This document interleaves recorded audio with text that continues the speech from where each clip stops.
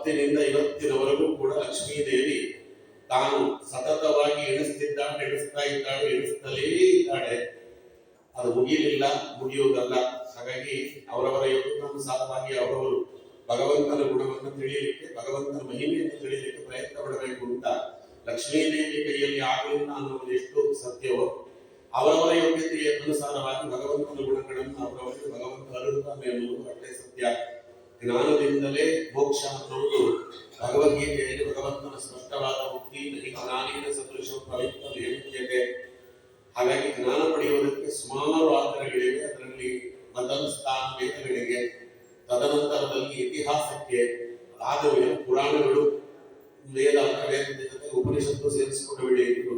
ವೇದೋಪನಿಷತ್ತುಗಳಿಗೆ ಮೊದಲನೇ ಸ್ಥಾನವಾದರೆ ಅದಾದ ಮೇಲೆ ಇತಿಹಾಸ, ಅದಾದ ಮೇಲೆ ಪುರಾಣಗಳು. ಪುರಾಣಗಳಲ್ಲಿ 18 ಪುರಾಣಗಳನ್ನು ವೇದವ್ಯಾಸ ದೇವರು ನಮಗೆ ಕೊಟ್ಟಿದ್ದಾರೆ. 18 ಪುರಾಣಗಳು, 18 ಉಪಪುರಾಣಗಳು. ಅದರಲ್ಲಿ ಪುರಾಣ ರಾಜ ಅಂತ ಕರೆಯಲ್ಪಡುವುದು ಅದು ಭಾಗವತ ಗ್ರಂಥ.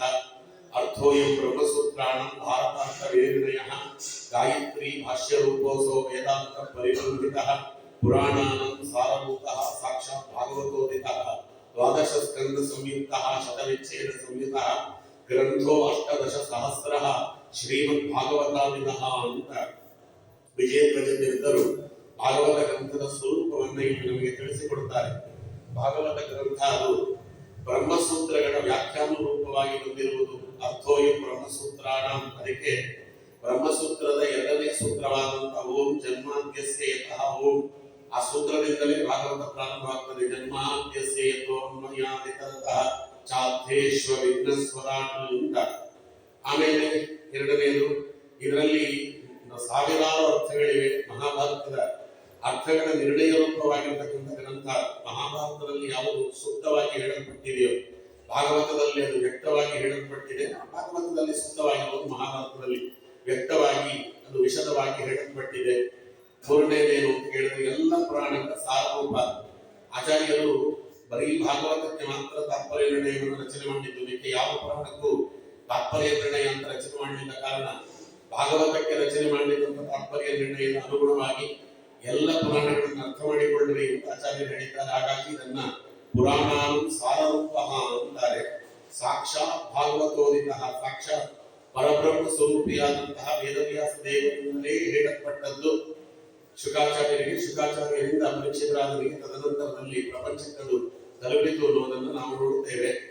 ಇದು 12 ಸ್ಕಂದ ಸಂಯುಕ್ತ, 12 ಸ್ಕಂದಗಳಿವೆ. ಗಾಯತ್ರಿ ಭಾಷ್ಯ ರೂಪೋತ್ಸವ, ಗಾಯತ್ರಿ ಮಂತ್ರದ ಭಾಷ್ಯದ ರೂಪದಲ್ಲಿದೆ ಅಂದರೆ ಗಾಯತ್ರಿ ಮಂತ್ರದ ಧೀಮಹಿ ಧಿಯೋ ಯೋ ನ ಪ್ರಚೋದಯಾತ್, ಅದಕ್ಕೆ ಧೀಮಹಿ ಎನ್ನುವ ಒಂದು ಮಂತ್ರದ ಪದ. ಭೂರ್ಭುವಸ್ವಃ ತತ್ಸವಿತುರ್ವರೆಣ್ಯಂ ಭರ್ಗೋ ದೇವಸ್ಯ ಧೀಮಹಿ. ಧೀಹಿ ಬುದ್ಧಿಯನ್ನ, ಮಹಿ ಭಗವಂತ ನಮ್ಮ ಬುದ್ಧಿಯನ್ನ ಸರಿಯಾದ ಮಾರ್ಗದಲ್ಲಿ ಪ್ರಚೋದನೆ ಮಾಡಲಿ. ಸರಿಯಾದ ಮಾರ್ಗದಲ್ಲಿ ಈ ಬುದ್ಧಿಯನ್ನು ಪ್ರಚೋದನೆ ಮಾಡಬೇಕಾದ್ರೆ ಸರಿಯಾದ ಮಾರ್ಗ ಯಾವುದು ಅಂತ ಗೊತ್ತಿರಬೇಕು. ಸರಿಯಾದ ಮಾರ್ಗ ಯಾವುದು ಅಂತ ಗೊತ್ತಿರಬೇಕಾದ್ರೆ ಅದನ್ನು ತಿಳಿಪಡಿಸುವಂತಹ, ವಿಶದಪಡಿಸುವಂತಹ, ತಿಳಿಸಿಕೊಡುವಂತಹ ಗುರುಗಳಿರಬೇಕು. ಅಂತ ಗುರುಗಳನ್ನು ನಮಗೆ ತೋರಿಸಿಕೊಡುವ ಅರ್ಥದಲ್ಲಿ ಹೇಳ್ತಾರೆ. ಹಾಗಾಗಿ ಗಾಯತ್ರಿ ಮಂತ್ರದ ಸಾರಭೂತವಾಗಿರ್ತಕ್ಕಂಥದ್ದು ಕೂಡ ಭಾಗವತವೇ. ಹಾಗಾಗಿ ಇದು 12 ಸ್ಕಂದಗಳಿಂದ ಕೂಡಿದೆ. 343 ಅಧ್ಯಾಯಗಳು, 18,000 ಶ್ಲೋಕಾತ್ಮಕವಾಗಿರ್ತಕ್ಕಂಥದ್ದು ಭಾಗವತ. ಭಾಗವತದಲ್ಲಿ ಮೊದಲು ಭಾಗವತ ಏನನ್ನು ಹೇಳಿ ಕೊಟ್ಟಿದೆ ಎನ್ನುವುದನ್ನ ಮಂಗಲಾಚರಣೆ ಶಬ್ದದಲ್ಲಿ ಹೇಳಿಬಿಡ್ತಾರೆ. ಯಾವ ಭಗವಂತ ಈ ಸತ್ಯವಾದ ಜಗತ್ತಿನ ಉತ್ಪತ್ತಿ, ಸ್ಥಿತಿ, ಸಂಹಾರ, ನಿಯಮನ, ಜ್ಞಾನ, ಅಜ್ಞಾನ, ಬಂಧ, ಮೋಕ್ಷಾದಿಗಳನ್ನ ಪ್ರತ್ಯಕ್ಷ ಮತ್ತು ಆಗಮಕ್ಕೆ ಪ್ರಮಾಣಾನುಸಾರಿಯಾಗಿ ಅನುಮಾನದಿಂದ ನಾವು ತಿಳಿಯುವುದಕ್ಕೆ ಯೋಗ್ಯವಾಗುವಂತೆ ಸ್ವಾಮಿ ಇವೆಲ್ಲವನ್ನು ತಿಳಿಸಿಕೊಡುತ್ತಾನೋ ಇವೆಲ್ಲವನ್ನು ಮಾಡುತ್ತಾನೆ. ಯಾವ ಭಗವಂತ ಪ್ರಕೃತಿ ಮತ್ತು ಜೀವನ ವಿಷಯದಲ್ಲಿ ಸರ್ವ ರೀತಿಯಲ್ಲಿ ಸರ್ವಜ್ಞನಾಗಿದ್ದಾನೆ, ಸರ್ವೋತ್ತಮನಾಗಿದ್ದಾನೆ, ಸರ್ವೋತ್ಕೃಷ್ಟನಾಗಿದ್ದಾನೆ. ಜ್ಞಾನ, ರೂಪ, ಬಲ, ಸ್ಥೈರ್ಯ, ಧೈರ್ಯ, ಔದಾರ್ಯಾದಿ ಅನಂತಾನಂದ ಕಲ್ಯಾಣ ಗುಣಗಣ ಪರಿಪೂರ್ಣನಾಗಿದ್ದಾನೆ ಸ್ವಾಮಿ. ತನಗೆ ತಾನೇ ಸ್ವರಾಟ್, ಅದೇ ರಾಜನಾಗಿದ್ದಾನೆ. ಎಲ್ಲರನ್ನು ನಿಯಮನ ಮಾಡುತ್ತಾನೆ. ತನ್ನನ್ನು ನಿಯಮ ಮಾಡುವವರು ಯಾರಿಂದ ಅವ ಸ್ವರಾಟ್ ಸರ್ವರಿಗೂ ಕೂಡ ಗುರುವಾಗಿದ್ದಾನೆ. ಆದಿಗುರು ಅಂತ ಕರೆಸಿಕೊಳ್ಳುವ ಬ್ರಹ್ಮದೇವರಿಗೂ ಕೂಡ ಸೃಷ್ಟಿಯ ಪ್ರಾರಂಭದಲ್ಲಿ ಐಗ್ರೀವ ರೂಪದಲ್ಲಿ ಸಕಲ ಶಾಸ್ತ್ರವನ್ನ ಬರೆದಂತಹ ಪ್ರಭುವವ. ಅದರಿಂದ ಅವನನ್ನ ತೇನೇ ಬ್ರಹ್ಮ ಹೃದಯ ಆದಿಕವೆಯೇ, ಆದಿ ಕವಿಯಾಗಿರ್ತಕ್ಕಂಥ ಬ್ರಹ್ಮದೇವರ ಗುರು ಅಂತ ಕರೀತಾರೆ, ಜಗದ್ಗುರು ಅಂತ ಭಗವಂತನಿಗೆ ಮೊದಲನೇ ಹೆಸರು. ಮುಖ್ಯಂತಿ ಎಂ ಸೂರ್ಯ, ಯಾರ ಅನುಗ್ರಹವಿಲ್ಲದೆ ಹೋದರೆ ಎಲ್ಲರೂ ಕೂಡ ಮೋಹಿತರಾಗಿ ಬಿಡುತ್ತಾರೋ. ರುಜುದೇವತೆಗಳು ಮೋಹಿತರಾದವರಂತೆ ತೋರಿಸ್ತಾರೆ, ಮಿಕ್ಕವರು ನಿಜವಾಗಿ ಮೋಹಿತರಾಗಿ ಬಿಡ್ತಾರೆ. ಬ್ರಹ್ಮಾದಿ ಸಕಲ ದೇವತೆಗಳು ಕೂಡ ಭಗವಂತನ ವಿಚಾರದಲ್ಲಿ ಮೋಹಿತರಾದವರೇ ಒಂದಾನೊಂದು ವಿಚಾರದಲ್ಲಿ.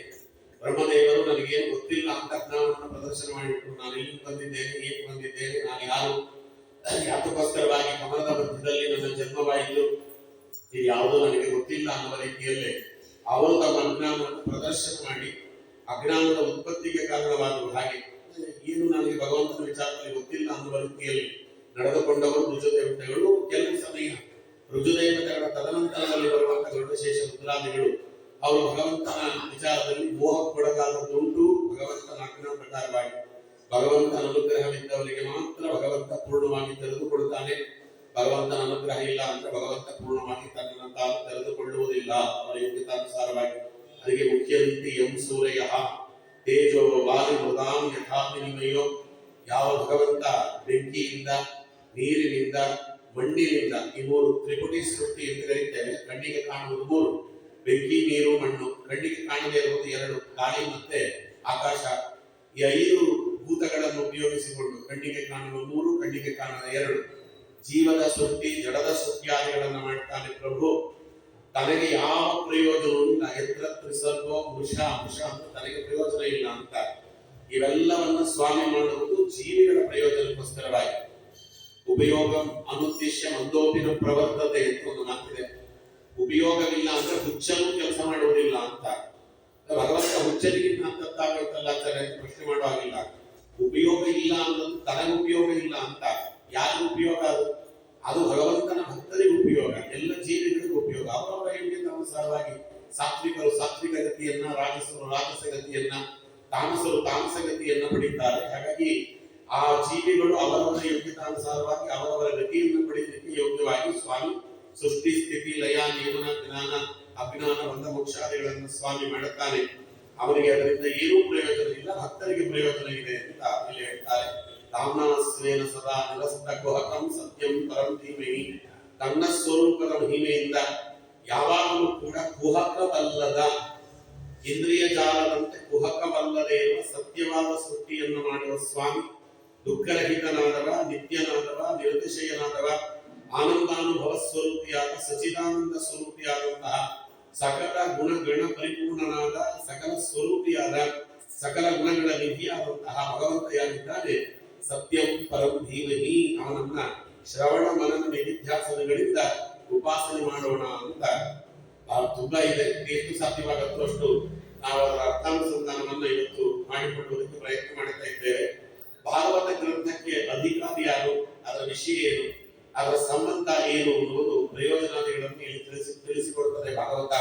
ಧರ್ಮ ಪ್ರೋಜ್ಜಿತ ಕೈಲ ವಕ್ರ ಪರಮೋ ನಿರ್ವತ್ಸರಾಣಾಂ ಸತಾಂ ವೇದ್ಯಂ ವಾಸ್ತವ ಮತ್ರ ವಸ್ತು ಶಿವದಂ ತಾಪತ್ರಯೋನ್ಮೂಲನಂ ಶ್ರೀಮದ್ ಭಾಗವತೆ ಮಹಾಮುನಿಕೃತೆ ಕಿಂವಾ ಪರಯದೀಶ್ವರ ಸದ್ಯೋ ಹೃದಯವರುದ್ಯತೆ ಅತ್ರ ಕೃತಿಭಿಃ ಶುಶ್ರೂಷಭಿಃ ತಕ್ಷಣಾತ್. ಭಾಗವತ ಕೇಳುವುದಕ್ಕೆ ನಮಗೆ ಅಧಿಕಾರ ಯಾವುದು ಅಂತ ಹೇಳಿದ್ರೆ, ನಿರ್ಮತ್ಸರಾಣಾಂ ಸತಂ, ನಿರ್ಮತ್ಸರರಾದ ಸಜ್ಜನರು ಅಂತ. ಅದಕ್ಕೆ ವಿಜಯಪತಿದ್ದರು ಒಂದು ಪ್ರಶ್ನೆ ಹಾಕೊಳ್ತಾರೆ, ಸಜ್ಜನರು ಅಂದ್ರೆ ಅವರಲ್ಲಿ ಮತ್ಸರ ಇರಬಾರದು ಅಂತ ಅರ್ಥ. ಬರೀ ಸಜ್ಜನರು ಓದಿದ್ರೆ ಸಾಕಾಗಿತ್ತು. ನಿರ್ಮತ್ಸರಾಣಾಂ ಸತಾಂ ಅಂತ ಹೇಳಿದ್ದಾರೆ. ಮತ್ಸರವಿಲ್ಲದೆ ಇರುವ ಸಜ್ಜನರು ಅಂದ್ರೆ ಅರ್ಥ. ಅಧಿಕಾರ ವಿಷಯ ಫಲಾನುಚ್ಯಂತೆ ಧರ್ಮ ಇತಿ ಪ್ರೋಚಿತ ಕೈತವಃ ಫಲಾನಪೇಕ್ಷೆಯ ಈಶ್ವರಾರ್ಪಣೇನ ಪರಮಃ ತಿತಿಕ್ಷವಃ ಕಾಲ್ಮಿಕಃ ಸುಹೃದಃ ಸರ್ವದೇಹಿನಃ ಅಜಾತ ಶತ್ರುವಃ ಶಾಂತಾಃ ಸಾಧವಃ ಸಾಧಭೂಷಣಃ ಮಯಿ ಅನನ್ಯೇನ ಭಾವೇನ ಭಕ್ತಿಂ ಕುರ್ವಂತಿ ಯೇ ದೃಢಂ ಇತ್ಯಾದಿ ಸತಾಂ ಲಕ್ಷಣಂ. ಸತಾಂ ಮಾತ್ಸರ್ಯಂ ವರ್ಜನಸ್ಯ ಏಕಲವ್ಯ ಇವ ಕುತ್ರಚಿತ್ ದೃಶ್ಯತೆ ತದ್ವರ್ಜನೀಯ ಉತ್ತಮೇಷು ಜ್ಞಾನಾರ್ಥಿನ ಮಹಾಸಂಹಿತಾಯಾಂ ಚ ಉತ್ತಮೇಷು ಆತ್ಮನೋ ನಿತ್ಯಂ ಮಾತ್ಸರ್ಯಂ ಪರಿವರ್ಜಯೇತ್ ಕುರುತೆ ಯತ್ರ ಮಾತ್ಸರ್ಯಂ ತತ್ ತಸ್ಯೈವ ವಿಹಿತಿ ವಿಹೀಯತೆ ಇತಿ ಅಂತ ಆಚಾರ್ಯರು ಭಾಗವತ ತಾತ್ಪರ್ಯದಲ್ಲಿ ಅದಕ್ಕೆ ಅರ್ಥ ಬರೆದಿದ್ದಾರೆ. ಅದರ ಪ್ರಕಾರ ನೀವು ಅದನ್ನ ಸರಿಯಾದ ರೀತಿಯಲ್ಲಿ ತಿಳಿದುಕೊಳ್ಳಿ ಅಂತ. ಒಬ್ಬ ನಿಜವಾದ ಸಜ್ಜನ ಅಂದ್ರೆ ಅವನಿಗೆ ಸುಮಾರು ಗುಣಗಳಿರಬೇಕು. ಕಪಿಲ ಗೀತೆಯಲ್ಲಿ ಸ್ವಾಮಿ ಹೇಳ್ತಾನೆ, ತಿತಿಕ್ಷವ, ಕೋಪಗೊಳ್ಳಬೇಕಾದ ಸಮಯದಲ್ಲೂ ಕೋಪಗೊಳ್ಳದಿರುವುದು, ಸಜ್ಜನರಲ್ಲಿ ಕರುಣೆಯನ್ನು ತೋರುವುದು, ಸುಹೃದ, ಹೃದಯದ ಪೂರ್ವಕವಾಗಿ ಸಜ್ಜನರಲ್ಲಿ ತಾನು ಬಾಂಧವ್ಯವನ್ನು ಬೆಳೆಸುವುದು, ಎಲ್ಲ ದೇಹದಲ್ಲಿರುವ ಪರಮಾತ್ಮನೇ ತನ್ನ ದೇಹದಲ್ಲಿದ್ದಾನೆ ಅಂತ ಸರ್ವರಲ್ಲಿಯೂ ಕೂಡ ಲೋಕೋತ್ತರನಾದಂತಹ ಜಗದ್ಬಿಂಬನಾದಂತಹ ಸ್ವಾಮಿಯನ್ನ ಉಪಾಸನೆ ಮಾಡುವುದು. ಆಮೇಲೆ ಸಜ್ಜನರಲ್ಲಿ ಎಂದೂ ಶತ್ರುತ್ವವನ್ನು ಮಾಡದೇ ಇರುವುದು, ಸದಾಕಾಲ ಶಾಂತವಾಗಿರುವುದು, ಸಾಧುಗಳಲ್ಲಿ ಸಾಧುವಾಗಿರುವುದು, ಸಾಧುಗಳಲ್ಲಿ ಸಾಧುನ ಪುಣ್ಯಂ ದರ್ಶನಂ ಸ್ಪರ್ಶನಂ ಪಾಪನಾಶನಂ ಸಂಭಾಷಣಂ ಸರ್ವತೀರ್ಥಾನಂ ನಂದನ ಮೋಕ್ಷ ಸಾಧನಂ ಅಂತ ಸಾಧು ಎನ್ನುವ ಶಬ್ದಕ್ಕರ್ಥವನ್ನು ಹೇಳುವಾಗಲೇ ಅಜಾತ ಶತ್ರುವಃ ಶಾಂತಾಃ ಸಾಧುವಃ ಸಾಧುಭೂಷಣಃ ಸತ್ಸಂಗ ಭವನಿಸ್ಪೃಹಃ ಗುರುಮುಖಾನ್ ಶ್ರೀಶಂ ಪ್ರಪದ್ಯಾತ್ಮವಾನ್ ಪ್ರಾರಬ್ಧಂ ಪರಿಪಜ್ಯ ಕರ್ಮಶಕರಂ ಪ್ರಕ್ಷೀಣ ಕರ್ಮಾಂತರಃ ಅಂತಾರೆ. ಅದಕ್ಕೆ ಸಜ್ಜನರ ಸಂಘವನ್ನು ಸತತವಾಗಿ ಮಾಡಿ ಸಂಸಾರದಲ್ಲಿ ನಿಸ್ಪೃಹತೆಯನ್ನು ಹೊಂದಿ ತಾನು ಸಂಚಿತ ಮತ್ತು ಆಗಾಮಿ ಎರಡು ಕರ್ಮಗಳನ್ನ ಭಗವಂತನ ಅನುಗ್ರಹದಿಂದ ತೊರೆದುಕೊಂಡು ತನ್ನ ಪ್ರಾರಬ್ಧವನ್ನ ತಾನು ಕೊಚ್ಚ ಮಾಡಿಕೊಂಡು ಪ್ರಾರಬ್ಧವನ್ನು ಅನುಭವಿಸಿ ಸದಾಕಾಲ ಭಗವಂತನಲ್ಲಿ ಸರ್ವಾತ್ಮನಾಗಿ ಶರಣಾಗಿರುವವರನ್ನು ಸಾಧುಗಳು ಅಂತಾರೆ. ಅಂತ ಸಾಧುಗಳ ಸಂಘ ಮಾಡಿರಬೇಕು, ಭಗವಂತನನ್ನು ಅನನ್ಯ ಭಾವದಿಂದ ಭಕ್ತಿಯನ್ನು ಮಾಡ್ತಿರಬೇಕು ಅಂತಾರೆ. ಇದು ಸಜ್ಜನ ಲಕ್ಷಣ. ಮತ್ತೆ ನಿರ್ವತ್ಸರಾಣ ಅಂತ ಹೇಳಿದ್ದಾರಲ್ಲ ಆಚಾರ್ಯ ಅಂದ್ರೆ, ಕೆಲವು ಸಜ್ಜನರಲ್ಲಿ ಮಾತ್ಸರ್ಯ ಕಾಣುತ್ತದೆ. ಹೇಗೆ ಅಂದ್ರೆ ಅರ್ಜುನ ಏಕಲವ್ಯನಲ್ಲಿ ಮಾತ್ಸರ್ಯ ಮಾಡಿದ, ಸದಾ ಮಾತ್ಸರ್ಯಂ ಅರ್ಜುನಸ್ಯ ಏಕಲವ್ಯ ಇತರ ಕುತ್ರಚಿತ್. ಅದಕ್ಕೆ ಆಚಾರ್ಯ ಹೇಳ್ತಾರೆ, ಯೋಗ್ಯರಾದವರಲ್ಲೆಂದು ಮಾತ್ಸರ್ಯ ಮಾಡಬಾರದು, ಅಯೋಗ್ಯರಲ್ಲಿ ಮಾತ್ಸರ್ಯ ಮಾಡೇ ಇರಬೇಕು. ಅರ್ಜುನ ಏಕಲವ್ಯನಲ್ಲಿ ಮಾತ್ಸರ್ಯ ಮಾಡಿದ್ದು ವಿಹಿತವಾದದ್ದು. ಅವ ಮಣಿಮಂಥ ಅನ್ನುವ ಅಸುರನ ಅವತಾರ. ಅಯೋಗ್ಯರಿಗೆ ಅಯೋಗ್ಯ ಸ್ಥಿತಿ ದೊರೆಯಬೇಕೆ ಹೊರತು ಯೋಗ್ಯ ಸ್ಥಿತಿ ದೊರೆಯಬಾರದು. ಯೋಗ್ಯವಾಗಿರ್ತಕ್ಕಂಥ ಫಲ ಅಯೋಗ್ಯರಿಗೆ ದೊರೆಯಬಾರದು, ಯೋಗ್ಯರಿಗೆ ಅಯೋಗ್ಯ ಫಲ ದೊರೆಯಬಾರದು. ಅದಕ್ಕೆ ಅಯೋಗ್ಯರಿಗೆ ಯೋಗ್ಯ ಫಲ ದೊರೆತಾಗ ಅವರ ಮೇಲೆ ಮಾತ್ಸರ್ಯ ಮಾಡಬೇಕಾದದ್ದು ಸಜ್ಜನರ ಧರ್ಮ. ಅದಕ್ಕೋಸ್ಕರವಾಗಿ ಅರ್ಜುನ ಮಾಡಿದ. ಹಾಗಾಗಿ ವರ್ಜನೀಯ ಉತ್ತಮೇಶು ಜ್ಞಾನಾರ್ಥಿನ, ಉತ್ತಮರಲ್ಲೆಂದೂ ಕೂಡ ಮತ್ಸರ ಮಾಡಬಾರದು ಅನ್ನುವ ಅರ್ಥದಲ್ಲಿ ನಿರ್ವತ್ಸರಾಣಂ ಸತಾಂ ಅಂತ ಹೇಳಿದ್ದಾರೆ. ಉತ್ತಮೇಶು ಆತ್ಮನೋ ನಿತ್ಯಂ ಮಾತ್ಸರ್ಯಂ ಪರಿವರ್ಜಯೇತ್ ಭೂತ ಯತ್ರ ಮಾತ್ಸರ್ಯಂ ತತ್ಸೈವ ತಸ್ಯೈವ ವಿಧೀಯತೆ ಅಂತ ಆಚಾರ್ಯರು ಹೇಳ್ತಾರೆ. ಹಾಗಾಗಿ ನಿರ್ವತ್ಸರಾದ ಸಜ್ಜನರು ಇದಕ್ಕೆ ಅಧಿಕಾರಿಗಳು. ವಿಷಯ ಏನು ಅಂತ ಹೇಳಿದ್ರೆ, ಭಗವಂತ ಮತ್ತು ಭಕ್ತಿಯೋಗ ಸ್ವರೂಪವಾದ ಧರ್ಮ. ಭಗವಂತನ ಬಗ್ಗೆ ತಿಳಿಸಿಕೊಡ್ತದೆ ಭಾಗವತ. ಭಾಗವತ ಅನ್ನುವುದೇ ನಾಲ್ಕನ್ನು ತಿಳಿಸಿಕೊಳ್ಳಿಕ್ಕೆ ಹೊರಟಿದೆ ಎನ್ನುವುದನ್ನೇ ವಿಜಯಪುರ ಹೇಳ್ತಾರೆ. ಭಾಗವತ ನಾಲ್ಕು ಶಬ್ದ.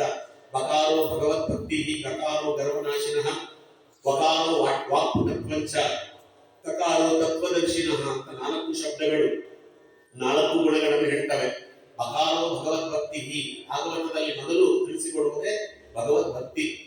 ಭಗವಂತನಲ್ಲಿ ಭಕ್ತಿಯನ್ನು ಹೇಗೆ ಮಾಡಬೇಕು ಅಂತ ಆಚಾರ್ಯರು ಮಹತ್ವಜ್ಞಾನ ಪೂರ್ವಸ್ತು ಸದೃಢ ಸರ್ವತೋದಿತ ಸ್ನೇಹೋ ಭಕ್ತಿರಿತಿ ಪ್ರೋಕ್ತ ತ್ವಯಾ ಮುಕ್ತಿರ್ನ ಚಾನ್ಯತ ಅಂತೇಳಿ ತಿಳಿಸಿಕೊಟ್ಟರು. ಅಲ್ಲಿ ಮಹತ್ವಜ್ಞಾನ ಪೂರ್ವಕವಾದ ಸದೃಢವಾದ ಸ್ನೇಹವನ್ನ ದೇವರಲ್ಲಿ ಮಾಡುವುದನ್ನು ಭಕ್ತಿ ಇರಲ್ಲ. ಅದಕ್ಕೆ ಮಹತ್ವಜ್ಞಾನ ಪೂರ್ವಸ್ತು, ಅದನ್ನ ಭಕ್ತಿ ಹೇಗೆ ಮಾಡಬೇಕು ದೇವರಲ್ಲಿ ಅನ್ನುವುದನ್ನು ಭಾಗವತ ತಿಳಿಸಿಕೊಡುತ್ತದೆ. ಬಕಾರೋ ಭಗವದ್ಭಕ್ತಿ.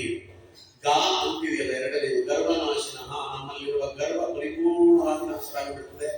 ಭಾಗವತದಲ್ಲಿ ಬರುವಂತಹ ಮಹಾತ್ಮರ ಕಥೆ ಕೇಳಿದಾಗ, ಅದರಲ್ಲೂ ನವಮಸ್ಕಂದದಲ್ಲಿ ಬರುವಂತಹ ಚಂದ್ರವಂಶ ಸೂರ್ಯವಂಶದ ರಾಜಗಳ ಕಥೆಯನ್ನು ಕೇಳಿದಾಗ ನಮಗೆ ಏನೂ ಇಲ್ಲ ಅವರ ಸಾಧನೆ ಮುಂದೆ, ಎತ್ತಿಂಚಿತ್ ಲವಲೇಶವೂ ಇಲ್ಲ ಅಂತ. ಸಾಸರೆ ಗಾಳಿನ ಕಾಲು ಭಾಗದಷ್ಟು ನಾವು ಸಾಧನೆ ಮಾಡಲಿಲ್ಲ. ಸಾಧನೆ ಮಾಡಿದವರೆಲ್ಲ ಎಂತೆಂಥ ಮಹಾನುಭಾವರಿದ್ದಾರೆ, ಎಂಥ ಅಪೂರ್ವವಾದ ಸಾಧನೆಗಳನ್ನು ಮಾಡಿಕೊಂಡ್ರಲ್ಲ, ನಾವು ಏನು ಮಾಡಲಿಲ್ಲವಲ್ಲ ಅಂತ ನಮ್ಮಲ್ಲಿರುವ ಗರ್ವ ಪೂರ್ತಿ ಹೋಗಿಬಿಡುತ್ತದೆ. ವಕಾರೋ ವಾಕ್ಪುಟತ್ವಂಚ, ಮಾತು ಪರಿಶುದ್ಧವಾಗಿರ್ತಕ್ಕಂಥ ಮಾತು, ಆಚಾರ್ಯರ ತತ್ವಕ್ಕೆ ಅನುಗುಣವಾಗಿ ಬರುವಂತಹ ಮಾತು. ಅದಕ್ಕೆ ಸರಸ್ವತಿಯನ್ನು ಬೇಡುವಾಗ ಯಾದವಾಗ್ಯರು ವಾಣಿತೆ ಕರವಾಣಿಯಿಂದ ಚರಣೋ ಹೃದಯ ಸರ್ವದ ಮಧ್ವಾಕ್ಯ ಸರಣಿ ಭೂಯಾತ್ ಶ್ರೀಮದ್ ಆಚಾರ್ಯ ಭಾವದ ಅಂತಾರೆ. ನನ್ನ ಬಾಯಲ್ಲಿ ಬರುವಂತಹ ಮಾತುಗಳಿದೆಯಲ್ಲ ಸರಸ್ವತಿ, ಆಚಾರ್ಯರ ಶಾಸ್ತ್ರಕ್ಕೆ ಅನುಗುಣವಾಗಿ ಬರಲಿ.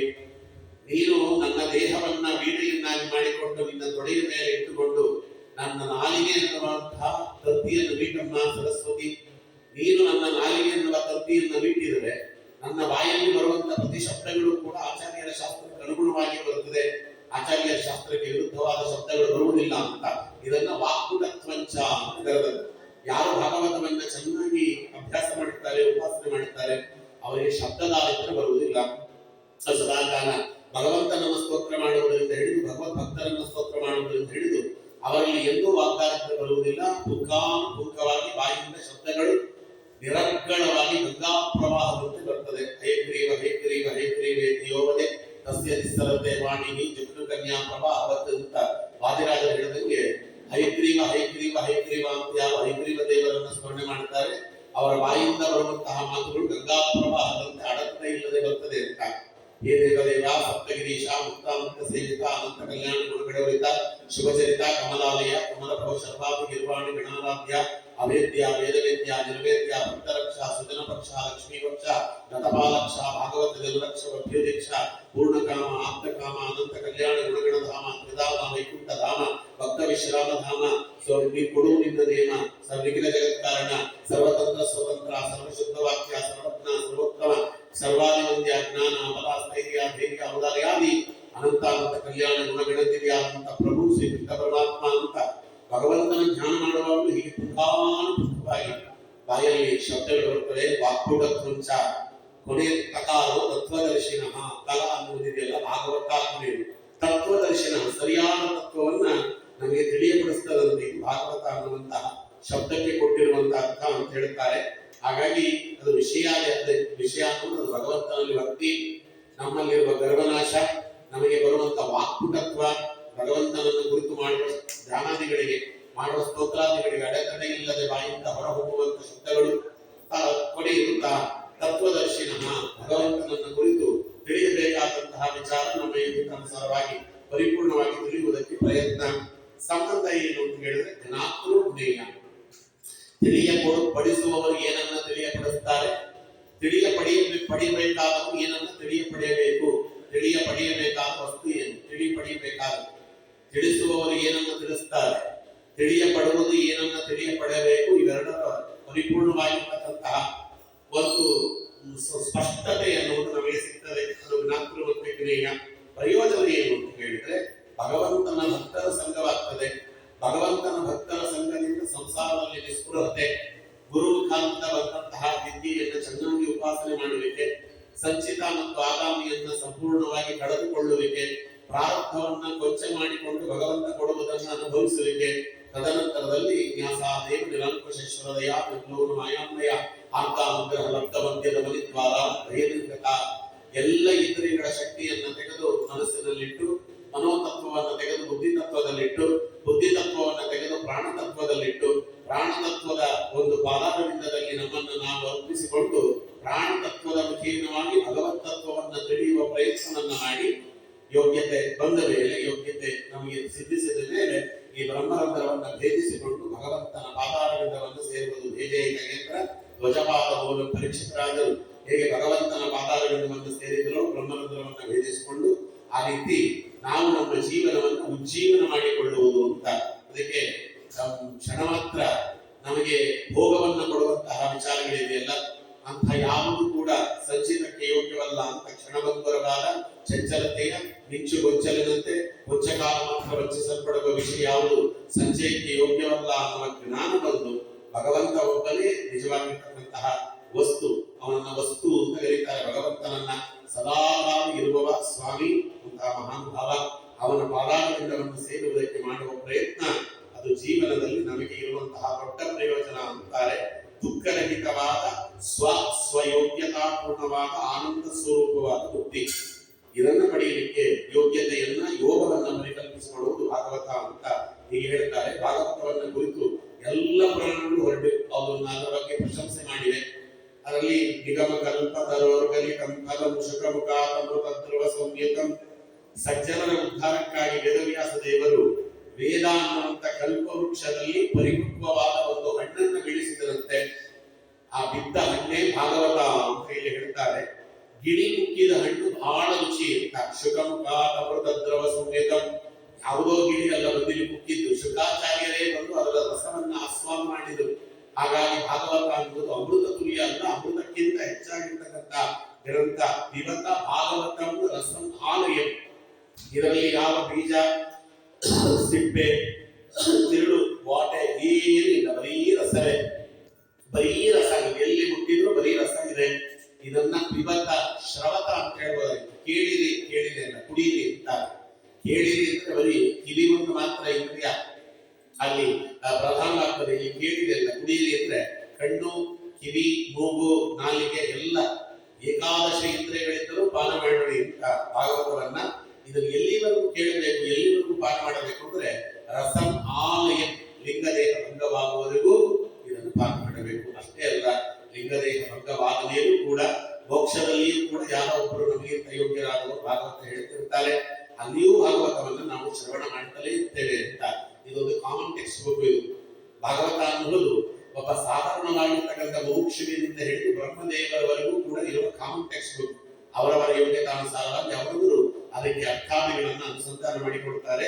ಅದನ್ನು ಹೇಳಿದ್ರು ಮುಹುರುಹೋ ರಸಿಕಾ ಭುವಿ ಭಾವಕಃ. ಇಂಥ ಅಮೃತ ಫಲವನ್ನು ಸಜ್ಜನರಾದವರು ನಿರಂತರ ಪಾನ ಮಾಡ್ರಿ, ನಿರಂತರ ಪಾನ ಮಾಡ್ರಿ ಅಂತಾರೆ. ಯಾಕೆ ಅಂತ ಕೇಳಿದ್ರೆ ಬಾಯಿ ತೆಗೆದುಕೊಂಡಿದೆ, ಇದು ನಮಗೆ ಮೃತ್ಯು ಅನ್ನೋದು. ಕಾಲವ್ಯಾಲ ಮುಖಾವೀಣ ಜಗತ್ರಾಣ ವಿಧಾಯಕ ಶ್ರೀಮದ್ ಭಾಗವತಂ ಶಾಸ್ತ್ರಂ ಕಲೌಕೀರೇಣ ಭಾಷಿತಂ. ಸಾವು ಅನ್ನುವಂತ ಹಾವು ಬಾಯಿ ತೆಗೆದುಕೊಂಡಿದೆ. ಆಯುರ್ನಶ್ಯತಿ ಪಶ್ಯತಾಂ ಪ್ರತಿದಿನಂ ಯಾತಿಕ್ಷಯಂ ಯೌವನಂ ಪದ್ಯೇಯಾಂತಿಗತಾಯ ಪುನರ್ನ ದಿವಸಾಯ ಕಾಲೋ ಜಗತ್ಪಕ್ಷಕಃ. ಹುಟ್ಟುವ ಮೊದಲೇ ನಮಗೆ ಸಾವು ಮೊದಲು ಬಂತು. ನಾನು ಇದನ್ನು ಬಹಳ ಕಡೆ ಹೇಳಿದ್ದೇನೆ, ಬಡಿಸುತ್ತೆ ಹೇಳಿದ್ದೇನೆ. ಆಮೇಲೆ ಬಂದದ್ದು ಹುಟ್ಟು.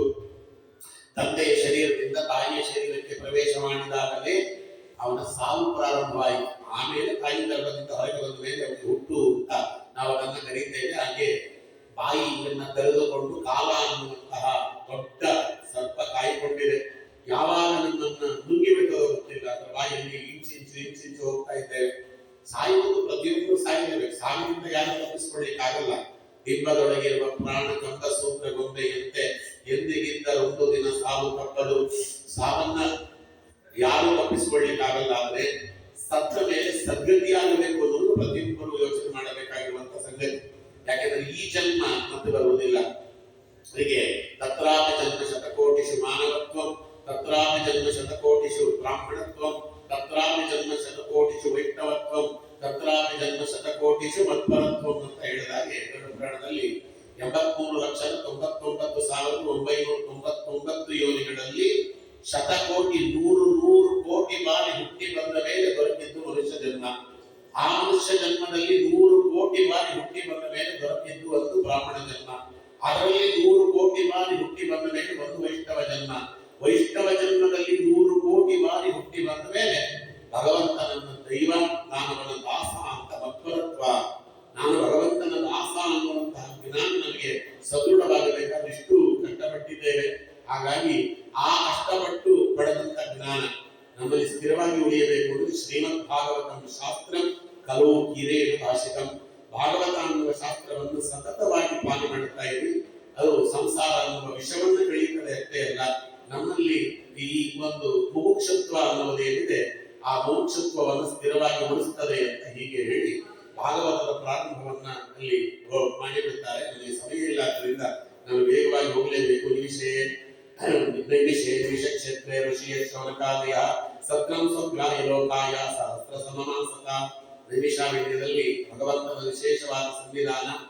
ಶುನಕರ ಪುತ್ರರಾದಂತಹ ಶೌನಕಾದಿ ಮಹಾಮುನಿಗಳು, ಅಲ್ಲಿ ತ್ರಿಕಾಲಜ್ಞಾನಿಗಳವರೆಲ್ಲರೂ ಕೂಡ ಭಗವಂತನ ಲೋಕ ಪ್ರಾಪ್ತಿಗೋಸ್ಕರವಾಗಿ, ವೈಕುಂಠ ಪ್ರಾಪ್ತಿಗೋಸ್ಕರವಾಗಿ ಭಗವಂತನನ್ನು ಕುರಿತು ಸಾವಿರಾರು ವರ್ಷಗಳ ಕಾಲ ಅವರು ಯಾಗ ಯಜ್ಞಾದಿಗಳನ್ನು ಮಾಡುತ್ತಿದ್ದರು. ಸತ್ರಯಾಗ ವಿಶೇಷವಾಗಿ. ಅಂತ ಸತ್ರಯಾಗದಲ್ಲಿ ಒಮ್ಮೆ ಅವರ ಪುಣ್ಯ ವಿಶೇಷದಿಂದ, ನಮ್ಮ ಪುಣ್ಯ ವಿಶೇಷದಿಂದ ಒಂದು ಬಾರಿ ಸೂತ ಪುರಾಣಿಕರು ಬರ್ತಾರೆ. ಸೈಕದಾ ಮುನಿಯಃ ಪ್ರಾತಃ ಉತ ಉದಾಸನಃ ಸತ್ಕೃತಂ ಸೂತಮಾಸೀನಂ ಪ್ರಪಚ್ಯುಹು ಇದಮದ್ಭುತಃ. ಅವತ್ತು ಅವರು ಬೆಳಗ್ಗೆ ತಮ್ಮ ಎಲ್ಲ ದೈನಂದಿನ ಕಾರ್ಯಗಳನ್ನು ಮಾಡಿಕೊಂಡು ಸತ್ರಯಾಗಕ್ಕೆ ದಿನೇನು ತಯಾರಾಗಿದ್ದ ಸಂದರ್ಭದಲ್ಲಿ ಸೂತಾಚಾರ್ಯರು ಆಗಮಿಸಿದರು. ಯದ್ಯಪಿ ಸೂತಾಚಾರ್ಯರು ಯೋಗ್ಯತಾನುಸಾರವಾಗಿ ಶೌನಕಾದಿಗಳಿಗಿಂತ ಚಿಕ್ಕವರಾದರೆ ವೇದವ್ಯಾಸ ದೇವರ ಮೊಮ್ಮಕ್ಕಳು. ಅವರಿಗೆ ಇಡೀ ಪುರಾಣ ಪ್ರಪಂಚದ ಆಧಿಪತ್ಯವನ್ನ ಸ್ವಾಮಿ ಕೊಟ್ಟಿದ್ದಾರೆ. ಪುರಾಣ ಅಂದರೆ ಸೂತಾಚಾರ್ಯರ ಬಾಯಲ್ಲೇ ಬರಬೇಕು ಅಂತ. ನಮಗೆ ಬಂದಿರುವ ಎಲ್ಲ ಪುರಾಣಗಳು ಕೂಡ, ಮಹಾಭಾರತಾದಿ ಶಾಸ್ತ್ರಗಳು ಕೂಡ ಅದು ಬಂದದ್ದೇ ಸೂತಾಚಾರ್ಯರಿಂದ. ಹಾಗಾಗಿ ಸೂತಾಚಾರ್ಯರ ಬಾಯಿಂದ ಪುರಾಣ ಹೇಳುವುದು ಅನ್ನುವುದು ಒಂದು ಸಿದ್ಧಿಗೆ ಪ್ರಧಾನ. ಹಾಗಾಗಿ ಭಗವಂತನ ತತ್ವ ಹೇಳ್ತಾರೆ ಎನ್ನುವುದು ಅವರಲ್ಲಿ ಎಲ್ಲರೂ ನೋಡಬೇಕಾದಂತಹ ಪೂಜ್ಯತ್ವ. ಅವರಿಗೆ ಉತ್ತಮವಾದ ಆಸನವನ್ನು ಕೊಟ್ಟು ಕುಳ್ಳಿರಿಸಿ, ನೀವೆಂಥ ಅದ್ಭುತವಾಗಿರ್ತಕ್ಕಂಥ ಸಮಯಕ್ಕೆ ಬಂದಿದ್ದೀರಿ. ಜ್ಞಾನ ಯಜ್ಞ ಆಗಿದೆ. ಬರೀ ಯಜ್ಞ ಆದ ಪ್ರಯೋಜನ ಇಲ್ಲ, ಜ್ಞಾನ ಜ್ಞಾನೇಜ್ಞಾಗಬೇಕಾದ್ರಿಂದ ತ್ವಯಾ ಗುರು ಪುರಾಣಾನಿ ಸ ಇತಿಹಾಸಾನಿ ಚಾನಕ ಆಖ್ಯಾತಾನಿ ಅಧೀತಾನ್ ಧರ್ಮಶಾಸ್ತ್ರಾಣಿ ಸಂಯುತಾನ್. ಇತಿಹಾಸ ಪುರಾಣಾದಿಗಳು, ಉಪಪುರಾಣ, ಧರ್ಮಶಾಸ್ತ್ರ ಇವೆಲ್ಲವನ್ನ ವ್ಯಾಖ್ಯಾನ ಮಾಡುವುದರಲ್ಲಿ ನಿಷ್ಣಾತರು ನೀವು. ಭಗವಂತನ ಅನುಗ್ರಹದಿಂದ, ವೇದವ್ಯಾಸ ದೇವರ ಅನುಗ್ರಹದಿಂದ ಇವೆಲ್ಲವನ್ನ ಅದ್ಭುತವಾಗಿ ನೀವು ತಿಳಿ ಹೇಳುತ್ತೀರಿ ಸುಧಾಚಾರ್ಯ. ಆದರೆ ನಮ್ಮ ಸಮಸ್ಯೆ ಆಗಿರೋದೇನು, ಕಲಿಯುಗ ಹತ್ರ ಬರ್ತಾ ಇದೆ. ಅವಾಗ ಈಗ ನಾವು ಕಲಿಯುಗದ ಸಂಧಿಕಾಲ ಬರುತ್ತೇವೆ. ಪ್ರಾಯೇಣ ಅಲ್ಪ ಆಯುಷೋ ಮಧ್ಯಾಹ ಕಲಾವಸ್ಮಿನ್ ವಿವೇಚನಾಃ ಮಂದಾಸು ಮಂದಮತಯೋ ಮಂದ ಭಾಗ್ಯ ಹಿಂಪದ್ರುತಾಃ. ಕಲಿಯುಗದಲ್ಲಿ ಆಯುಸ್ಸು ಅನ್ನೋದು ಬಹಳ ಅಲ್ಪವಾದ ಆಯುಸ್ಸು. ಬೇರೆ ಯುಗಗಳಲ್ಲಿ ಲಕ್ಷಾಂತರ ವರ್ಷ ಆಯುಸ್ಸು, 1,00,000 ಮಿನಿಮಮ್ ವರ್ಷ ಆಯುಸ್ಸು ಕೃತಯುಗದಲ್ಲಿ. ಅಲ್ಲಿ 1,00,000 ವರ್ಷ, 10,000 ವರ್ಷ ಮಿನಿಮಮ್ ತ್ರೇತಾಯುಗದಲ್ಲಿ, 1,000 ವರ್ಷ ಮಿನಿಮಮ್ ದ್ವಾಪರ ಯುಗದಲ್ಲಿ. ಕಲಿಯುಗದ ಪೂರ್ಣಾಯುಸ್ಸು 120 ವರ್ಷ ಅಂತಾರೆ. 120 ವರ್ಷ ಬದುಕಿದವರನ್ನ ನಾವು ನೋಡ್ಲಿಕ್ಕೆ ಸಾಧ್ಯವೇ ಇಲ್ಲ. ಒಂದು ಆದಿ ಸಮೀರ ವಾದರಾಜ ಸಾರ್ವಭೌಮರು, ಒಂದು ಶೇಷಚಂದ್ರಿಕಾಚಾರ್ಯರು, ಕೆಲವರಷ್ಟೇ ಬೆರಳಿಕೆಯಷ್ಟು ಜನ ನಮಗೆ 120 ವರ್ಷಗಳ ಕಾಲ ಪೂರ್ಣ ಜೀವನವನ್ನು ನಡೆಸಿದವರು ಸಿಗಬಹುದು. ಆದರೆ ಯಾರು ಇಲ್ಲಿ 60 ಬದುಕೋದೇ ಕಷ್ಟ ಆಗಿಬಿಟ್ಟಿದೆ. 60 ದಾಟಿತು ಅಂದ್ರೆ ಶತಮಾನೋತ್ಸವ ಮಾಡಬೇಕಾಗಿರ್ತಕ್ಕಂಥ ಸಂದರ್ಭ ಇವತ್ತು. ಎಲ್ಲ ಕಡೆ ಬರೀ ಅಧರ್ಮ ತಾಂಡವವಾಡ್ತಾ ಇದೆ. ಅನಂತ ಪಾರಂ ಕಿಲ ಶಬ್ದಶಾಸ್ತ್ರಂ ಸ್ವಲ್ಪಂ ತಥಾಯು ಬಹುವಶ್ಚ ವಿಗ್ರಹ ಸಾವಂತಕೋ ಗ್ರಾಹಂ ಅಪಾಸ್ಯ ಕಲ್ಗು ಹಂಸಯ್ಯತಾ ಕ್ಷೀರಮಿವ ಅಂಬುಮಧ್ಯಾಂ ಅಂತ ಹೇಳ್ತಾರೆ. ಅದಕ್ಕೆ ಕೇಳಬೇಕಾದ ವಿಚಾರಗಳು ಕೋಟ್ಯಂತರ ಇದೆ, ಒಂದಲ್ಲ ಎರಡಲ್ಲ. ಇತಿಹಾಸ ಒಂದು ಮಹಾಭಾರತವೇ 1,02,326 ಶ್ಲೋಕಗಳಿವೆ. ಒಂದು ಜನ್ಮದಲ್ಲಿ ಒಂದು ಮಹಾಭಾರತವನ್ನ ಪೂರ್ತಿ ತಿಳಿಯಲಿಕ್ಕಾಗುವುದಿಲ್ಲ. ಅದರ ಜೊತೆಗೆ 18 ಪುರಾಣಗಳಿವೆ, 18 ಉಪಪುರಾಣಗಳಿವೆ, ಉಪನಿಷತ್ತುಗಳಿವೆ. 104 ಉಪನಿಷತ್ತು ಪ್ರಧಾನವಾದದ್ದು. ಅದರಲ್ಲಿ 10 ಅದು ಭಾಷ್ಯವನ್ನ ರಚನೆ ಮಾಡಿಕೊಟ್ಟದ್ದು ಆಚಾರ್ಯರು. ಪ್ರಧಾನವಾದ 10 ಉಪನಿಷತ್ತುಗಳು. ಇದರ ಜೊತೆಗೆ ವೇದ, ಅನಂತವಾದ ವೇದಗಳಿವೆ. ಇವತ್ತು ಸಿಕ್ಕಿರುವ ವೇದನೇ ಹೆಚ್ಚು ಕಮ್ಮಿ, ಒಂದು ಜನ್ಮ ಅಲ್ಲ, 10 ಜನ್ಮ ಸಾಕು ಅದು ಪೂರ್ತಿ ಮಾಡಿದ್ರು ಕೂಡ ಅದನ್ನ ಬಾಯ್ಪಾಠ ಮಾಡ್ಲಿಕ್ಕೆ ಆಗುವುದಿಲ್ಲ. ಅಷ್ಟಿದೆ. ಋಗ್ವೇದ, ಯಜುರ್ವೇದ, ಸಾಮವೇದ, ಅಥರ್ವವೇದ, ಅದರ ಅರ್ಥಾನುಸಂಧಾನಗಳು ಗುರುಮುಖೇನವಾಗಿ ಮಾಡುತ್ತಾ ಕೂತ್ರೆ ಜನ್ಮ ಜನ್ಮಾಂತರದಲ್ಲಿ ಭಗವಂತ ಅನುಗ್ರಹ ಮಾಡಿದ್ರು ಉಂಟು, ಇಲ್ಲ ಅಂದ್ರೆ ತಲೆ ಹತ್ತುವುದೇ ಇಲ್ಲ. ಇಂತಹ ಸಂದರ್ಭದಲ್ಲಿ ನಾವಿದ್ದೇವೆ. ಆದ್ದರಿಂದ ಇನ್ನೊಂದು ವಿಶೇಷ ಏನು ಅಂದ್ರೆ, ಕಲಿಯುಗದಲ್ಲಿ ಮಂದಾಹ ಸುಮಂದವತೆಯೋ ಅತ್ಯಂತ ಸೋಂಬೇರಿಗಳು ಜನ. ಸೋಂಬೇರಿಗಳು ಅಂದ್ರೆ ಕಲಿಯುಗದ ಜನವೇ. ಎಲ್ಲ ಗೊತ್ತಿರ್ತದೆ, ಗೊತ್ತಿಲ್ಲವ ನಮಗೆ ಧನುರ್ಮಾಸದಲ್ಲಿ ಬೇಗ ಹೇಳಬೇಕು ಅಂತ ನಮಗೂ ಆಸೆ ಆಗ್ತದೆ. ಎಚ್ಚರ ಆಗ್ಬೇಕಲ್ಲ. ಧನುರ್ಮಾಸದಲ್ಲಿ ಹೇಳಬೇಕು ಅಂತ ನಮಗೇನು ಗೊತ್ತಿಲ್ವಾ? ಗೊತ್ತಿದೆ, 4 ಗಂಟೆಗೆ ಹೇಳಬೇಕು ಮಿನಿಮಮ್. ಗೊತ್ತಿಲ್ಲ ಅಂತೇನಿಲ್ಲ, 4 ಗಂಟೆಗೆ ಹೇಳ್ತೀವಿ ಆಚಾರ್ಯ. ಯಾರಿಲ್ಲ ಅಂದವರು ಎದ್ದು ಏನ್ ಮಾಡ್ತೀರಪ್ಪ, ಆ ಕಡೆ ತಿಳ್ಕೊಂಡು ಮಲ್ಕೊಂಡ್ಬಿಡ್ತೀವಿ ಆಚಾರ್ಯ ಅಂತ. ಅದಾದ್ಮೇಲೆ ಕಡಿಮೆ ಅಷ್ಟೊಂದು 9 ಗಂಟೆ ಆಗಿರ್ತದೆ. ಇದು ನಮ್ಮ ನಿರ್ಧಾರ. ಅದಕ್ಕೆ ಅತ್ಯಂತ ಸೋಂಬೇರಿಗಳು ಅಂತ ಕೂತು ಕೇಳುವುದಕ್ಕಾಗುವುದಿಲ್ಲ. ಅದೆಲ್ಲ ಈಗ ವ್ಯವಸ್ಥೆ ಮಾಡಿದ್ದಾರೆ. ಒಂದು ವೈಕುಂಠ ಏಕಾದಶಿ, ವೈಕುಂಠದ ದ್ವಾರ ತೆಗೆದಿರ್ತದಂತೆ. ರಘೋತ್ತಮ ತೀರ್ಥ ಶ್ರೀಪಾದಂಗಳವರ ಆರಾಧನೆ, ಹರಪನಹಳ್ಳಿ ಭೀಮಮ್ಮನವರ ಆರಾಧನಾ ಮಹೋತ್ಸವ ಇತ್ತು. ಒಬ್ರು ನಾವು ಯತಿಶ್ರೇಷ್ಠರಾಗಿ ನಾವು ಜೀವನದಲ್ಲಿ ಹೇಗೆ ಸಾಧನೆ ಮಾಡಬೇಕು ಅನ್ನೋದಕ್ಕೆ ಮಾದರಿಯಾದವರಾದ್ರೆ, ಗಂಡನನ್ನ ಕಳೆದುಕೊಂಡಂತ ಒಬ್ಬ ಹೆಣ್ಣು ಮಗಳು ಅನಕ್ಷರಸ್ಥೆ ಲೋಕದ ದೃಷ್ಟಿಯಲ್ಲಿ ಅಕ್ಷರಜ್ಞಾನವೇ ಅಂಥವಳು ಭಗವಂತನನ್ನು ಹೇಗೆ ಉಪಾಸನೆ ಮಾಡಬೇಕು ಅಂತ ತೋರಿಸಿಕೊಟ್ಟ ಮಹಾನುಭಾವಗಳು ಹರಪನಹಳ್ಳಿ ಭೀಮವ್ವ ಅಂತ ಮಹಾನುಭಾವರ ಆರಾಧನೆ. 2 ಆರಾಧನೆ ಹೆಚ್ಚು ಕಮ್ಮಿ ವೈಕುಂಠ ಏಕಾದಶಿ ಹತ್ರವೇ ಬರ್ತದೆ. ವೈಕುಂಠ ಏಕಾದಶಿ ಆ ಒಂದು ಸಂದರ್ಭದಲ್ಲಿ ದೇಹವನ್ನು ತ್ಯಾಗ ಮಾಡಿದ್ರು ಮಹಾನುಭಾವರು. ದೇಹ ತ್ಯಾಗ ಮಾಡಿದ್ರು. ಅಂತಹ ಮಹಾನುಭಾವರುಗಳು ನಮ್ಮಲ್ಲಿ ಇದ್ದಾರೆ. ಹಾಗೆ ಇಂತಿಂತ ಮಹಾನುಭಾವರಿದ್ದಾರೆ. ಅವರ ಅನುಗ್ರಹಕ್ಕೆ ಪಾತ್ರರಾಗಬೇಕು. ಅವರು ಕೊಟ್ಟಂತ ಕೊಡುಗೆಗಳನ್ನು ಸ್ಮರಿಸಬೇಕು. ಯಾವರ ಬಗ್ಗೆ ಕೃತಜ್ಞತೆ ಇಲ್ಲ. ನೀವಿದ್ದೀರಲ್ಲ ಆಚಾರ್ಯ, ನೀವೆಲ್ಲ ಇರೋದು ಯಾಕೆ? ನಿಮ್ಮನ್ನೆಲ್ಲ ಕರೆದಿರೋದು ಯಾಕೆ? ನೀವು ಬನ್ನಿ, ನೀವು ಓದಿ ಮಹಾಭಾರತ, ರಾಮಾಯಣ, ಅಲ್ಲ ಉಪನಿಷತ್ತು, ಅಲ್ಲ ಖಂಡಾರ್ಥಗಳು, ರಾಘವೇಂದ್ರ ಸ್ವಾಮಿಗಳು, ಆಚಾರ್ಯ ಸರ್ವಮೂಲ ಗ್ರಂಥ, ಟೀಕಾಕೃತ್ಪಾದರ ಟೀಕೆಗಳು, ವ್ಯಾಸರಾಜರ ಟಿಪ್ಪಣಿ, ರಾಘವೇಂದ್ರ ಸ್ವಾಮಿಗಳ ಟಿಪ್ಪಣಿಗಳನ್ನು ನೀವು ಓದಿ ಅದರ ಫಲ ನಮ್ಗೆ ಕೊಟ್ಬಿಡಿ ಸಾಕು ಅಂತ ಹೇಳುವ ಜನ. ಮಂದವತೆಯೋ ಮಂದ ವಾಕ್ಯ ಉಪದ್ರುತ ಶ್ರವಣಾದಿಗಳನ್ನು ಮಾಡುತ್ತಿಲ್ಲವಲ್ಲ ಅನ್ನುವಂತಹ ಒಂದು ಅಪರಾಧಿ ಪ್ರಜ್ಞೆಯೂ ಇಲ್ಲ ಜನಕ್ಕೆ. ನಾವು ಹೇಗೆ ಬದುಕ್ತಾ ಇದ್ದೇವೆ, ನಮ್ಮಂತೆ ಬದುಕುವವರು ಲೋಕದಲ್ಲಿ ಇಲ್ಲ ಅಂತ ನಡೆದು ಬದುಕ್ತಾ ಇದ್ದಾರೆ ಕಲಿಯುಗದ ಜನ. ಸರ್ವೋಪಿ ಮನ್ಯತೆ ಲೋಕಿ ಆತ್ಮವಾನ್ ಬುದ್ಧಿಮತ್ತರು ಅಂತಾರೆ ಅಶ್ವತ್ಥಾಮಾಚಾರ್ಯ ಕಣ್ಣನ ಹತ್ರ. ಲೋಕದಲ್ಲಿ ಜನ ಹಿಂದೆ ಬದುಕ್ತಾರೆ ಅಂತ ಹೇಳಿದ್ರೆ, ಲೋಕದಲ್ಲಿರುವಂತ ಪ್ರಪಂಚದ ಎಲ್ಲ ಜನಗಳ ಪೈಕಿ ಉತ್ತಮ ಅಂತ ನಾನೊಬ್ಬನೇ. ಯಾರು ಪ್ರಯೋಜನಕ್ಕಿಂತ ಇದ್ದವರು ಉತ್ತಮನಾದವರು ನನ್ನೊಬ್ಬರೇ ಅಂತ ಪ್ರತಿಯೊಬ್ಬರು ಈ ಭಾವನೆಯಿಂದ ಬದುಕ್ತಾರಂತೆ. ಅಂತಹ ಜನ ಕಲಿಯುಗದಲ್ಲಿ ಇರ್ತಾರೆ. ಇಂಥ ಜನಗಳ ಮಧ್ಯದಲ್ಲಿ ಸಜ್ಜನರಾದವರು ಸಾಧನೆ ಮಾಡಿಕೊಳ್ಳೋದು ಹೇಗೆ? ಭೂರೀನಿ ಭೂರಿ ಕರ್ಮಾಣಿ ಶ್ರೋತವ್ಯಾನಿ ವಿಭಾಗಶಃ ಅತಸಾರೋ ಅತ್ರ ಯತ್ಸಾರಂ ಸಮುದ್ರತ್ಯ ಮನೀಷಯ ಗೃಹಿ ಭದ್ರಾಯ ಭೂತಾನಂ ಏನಾತ್ಮಾಂಶು ಪ್ರಸೀದತಿ. ಆಚರಣೆ ಮಾಡಬೇಕಾದ ಕರ್ಮಗಳು ಕೋಟ್ಯಾಂತರ ಇವೆ. ಬರೀ ಸಾವಿರಾರಲ್ಲ, ಕೋಟ್ಯಾಂತರ ಕರ್ಮಗಳಿವೆ. ಎಷ್ಟು ವ್ರತಗಳಿವೆ? ಒಂದು ಏಕಾದಶಿ ವ್ರತ, ನಮಗೆ ಒಂದು ಚಾತುರ್ಮಾಸ ವ್ರತ, ಕೃಷ್ಣ ಜನ್ಮಾಷ್ಟಮಿ ವ್ರತ 3 ಗೊತ್ತಿದೆ. ಅದು ಬಿಟ್ಟರೆ ಬೇಕಾದಷ್ಟು ವ್ರತಗಳಿವೆ. ಕೃಷ್ಣ ಚಾತುರಾಯಣಾದಿ ವ್ರತಗಳಿವೆ, ಧಾರಣಾಪಾರಣ ವ್ರತಗಳಿವೆ. ಎಷ್ಟು ವ್ರತ ಬೇಕು? ಪುರಾಣಗಳನ್ನು ತೆಗೆದ್ರೆ ಬರೀ ವ್ರತಗಳೇ. ಎಷ್ಟು ವ್ರತ ನಾವು ಮಾಡ್ತಾ ಇದ್ದೇವೆ. ನೆಟ್ಟು ಒಂದು ಏಕಾದಶಿ ಮಾಡ್ಲಿಕ್ಕೆ ಆಗ್ತಿಲ್ಲ ನಮ್ಮ ಕೈಲಿ. ಅಂತಹ ಸಂದರ್ಭ, ಅಷ್ಟು ದೇಹ ಜರ್ಜರಿತವಾಗಿ ಹೋಗಿದೆ. ಬರೀ ರೋಗಗಳು, ಭೋಗ ಅನ್ನೋದು ಇಲ್ಲವೇ ಇಲ್ಲ. ದೇಹದೊಳಗೆ ಬರೀ ರೋಗಾದಿಗಳು ಆಶ್ರಯ ಪಡೆಕೊಂಡಿವೆ. ಹೀಗೆ ಶಾಸ್ತ್ರಗಳನ್ನು ಕೇಳುವಾಗ ಆಸ್ತಿ ಬರುವುದಿಲ್ಲ, ನಿದ್ರೆ ಬರ್ತದೆ. ಎಲ್ಲ ಕೂಡ ಯಾವಾಗ ಅಂತ ಹೇಳಿದ್ರೆ, ನಿದ್ರೆ ಯಾವಾಗ ಬರಬಾರದು ಅವಾಗ ನಿದ್ರೆ ಬರ್ತದೆ. ನಿದ್ರೆ ಯಾವಾಗ ಬರಬೇಕು ಅವಾಗ ನಿದ್ರೆ ಬರುವುದಿಲ್ಲ. ನಿದ್ರೆ ಬರಬೇಕಾದ ಸಮಯ ಯಾವಾಗ? ಅಯೋಗ್ಯವಾದ ವಿಚಾರಗಳನ್ನು ಕೇಳುವಾಗ ನಿದ್ರೆ ಬರುವುದಿಲ್ಲ. ಯೋಗ್ಯವಾಗಿರ್ತಕ್ಕಂಥ ವಿಚಾರಗಳನ್ನು ಕೇಳುವಾಗಲೇ ನಿದ್ರೆ ಬರ್ತದೆ. ನಿದ್ರಾಣಿ ಸ್ಥಾನಿ ತ್ರೀಡಿ, ಅದಕ್ಕೆ 3 ಜಾಗದಲ್ಲಿ ನಿದ್ರೆ ಬರ್ತದಂತೆ. ಯಾವಾಗ ಅಂತ ಕೇಳಿದ್ರೆ, ಪುರಾಣ, ಪುಸ್ತಕಂ, ಜಪ ಅಂತ. ಪುರಾಣ ಕೇಳುವಾಗ ಎಲ್ಲಿಲ್ಲದ ನಿದ್ದೆ ಬಂದುಬಿಡುತ್ತದೆ. ಪುಸ್ತಕ ಓದುವಾಗ, ಪಾರಾಯಣ ಮಾಡುವಾಗ ನಿದ್ದೆ ಬರ್ತದೆ. ಜಪ ಕೂತಾಗ ನಿದ್ದೆ ಮಾಡೋದು. ನಮ್ಮ ಯಜಮಾನರು ಹೇಳ್ತೀನಿ ಆಚಾರ್ಯ, ಗಾಯತ್ರಿ ಮಂತ್ರ ಜಪಕ್ಕೆ ಅಂತ ದೇವರ ಮನೆ ಕೂತ್ರೆ 2 ಗಂಟೆ ಆದ್ಮೇಲೆ ಈಚೆ ಬರ್ತಾರೆ ಅಂದ್ರೆ 2 ಗಂಟೆ ಧ್ಯಾನ ಮಾಡ್ತಾನೆ ಅಂತ ಅರ್ಥ ಅಲ್ಲ. ಮಕ್ಕಳದಷ್ಟಾಗಿ ನಿದ್ದೆ ಮಾಡ್ತಿರ್ತಾನೆ ಅಂತ ಅರ್ಥ. 2 ಗಂಟೆ ಎಲ್ಲ ಧ್ಯಾನ ಮಾಡ್ಲಿಕ್ಕೆ ಆಗಲ್ಲ. ಕಲಿಯುಗದ ಲಕ್ಷಣ ಯಾರೂ ಇಲ್ಲ ಅಲ್ವಾ? ಅದಕ್ಕೋಸ್ಕರವಾಗಿ ಹೇಳ್ತಾರೆ. ಇಷ್ಟೊಂದು ವಿಘ್ನಗಳಿದೆ. ಇದರ ಮಧ್ಯದಲ್ಲಿ ಒಬ್ಬ ಮನುಷ್ಯನಾದವನು ಸಾಧನೆ ಮಾಡಿಕೊಳ್ಳಬೇಕಾದ್ರೆ ಏನನ್ನು ಮಾಡಬೇಕು? ಗೃಹಿ ಭದ್ರಾಯ ಭೂತಾನಂ ಏನಾತ್ಮಾಂಶು ಪ್ರಸೀದತಿ. ಅದಕ್ಕೆ ಏನನ್ನು ಮಾಡಿದರೆ ಅವನ ಶ್ರೇಯಸ್ ಸಾಧನವಾಗ್ತದೆ ಅನ್ನೋದನ್ನ ನೀವು ಹೇಳ್ರಿ. ವಯಂತು ಪಿತೃಭ್ಯಾಮಃ ಉತ್ತಮ ಶ್ಲೋಕ ವಿಕ್ರಮೈಹಿ ಯಶೃಣ್ವತಾಂ ರಸಜ್ಞಾನ ಸ್ವಾದು ಸ್ವಾದು ಪದೇ ಪದೇ. ಭಗವಂತನ ಗುಣಗಳು ನಿಮ್ಮಂಥವರ ಬಾಯಲ್ಲಿ ಕೇಳಬೇಕು. ನಿಮ್ಮಂಥವರ ಬಾಯಲ್ಲಿ ಯಾಕೆ ಕೇಳಬೇಕು ಅಂತ ಕೇಳಿದರೆ, ನಿಮ್ಮಂಥವರ ಬಾಯಲ್ಲಿ ಕೇಳಿದರೆ ಇನ್ನಷ್ಟು ಕೇಳಬೇಕು ಅನ್ನುವ ಆಸಕ್ತಿ ಹೋಗ್ತದೆ. ನಮ್ಮಂಥವರ ಬಾಯಲ್ಲಿ ಕೇಳಿದ್ರೆ ಯಾವಾಗ ಮುಗಿತಪ್ಪ ಅಂತ ಎಲ್ಲ ಗಡಿಯಾರ ನೋಡಿ ಪ್ರಾರಂಭ ಮಾಡ್ತಾರೆ. 1.5 ಗಂಟೆ ಕೊಟ್ಟಿದ್ದಾರೆ, ಅದಷ್ಟು ಬೇಕು, ಸೋಲು ಬಿಡಿ ಸಾಕು, ಕೇಳಕ್ಕಾಗ್ತಿಲ್ಲಪ್ಪ ಅಂತ ಹೇಳಿ ಇರ್ತಾರೆ. ಅದಕ್ಕೆ ದೊಡ್ಡವರ ಬಾಯಲ್ಲಿ ಕೇಳಿದ್ರೆ ಭಗವಂತನ ತತ್ವ ನಮ್ಮ ಒಳಗೆ, ಹೃದಯದೊಳಗೆ ಇಳಿಯುತ್ತದೆ.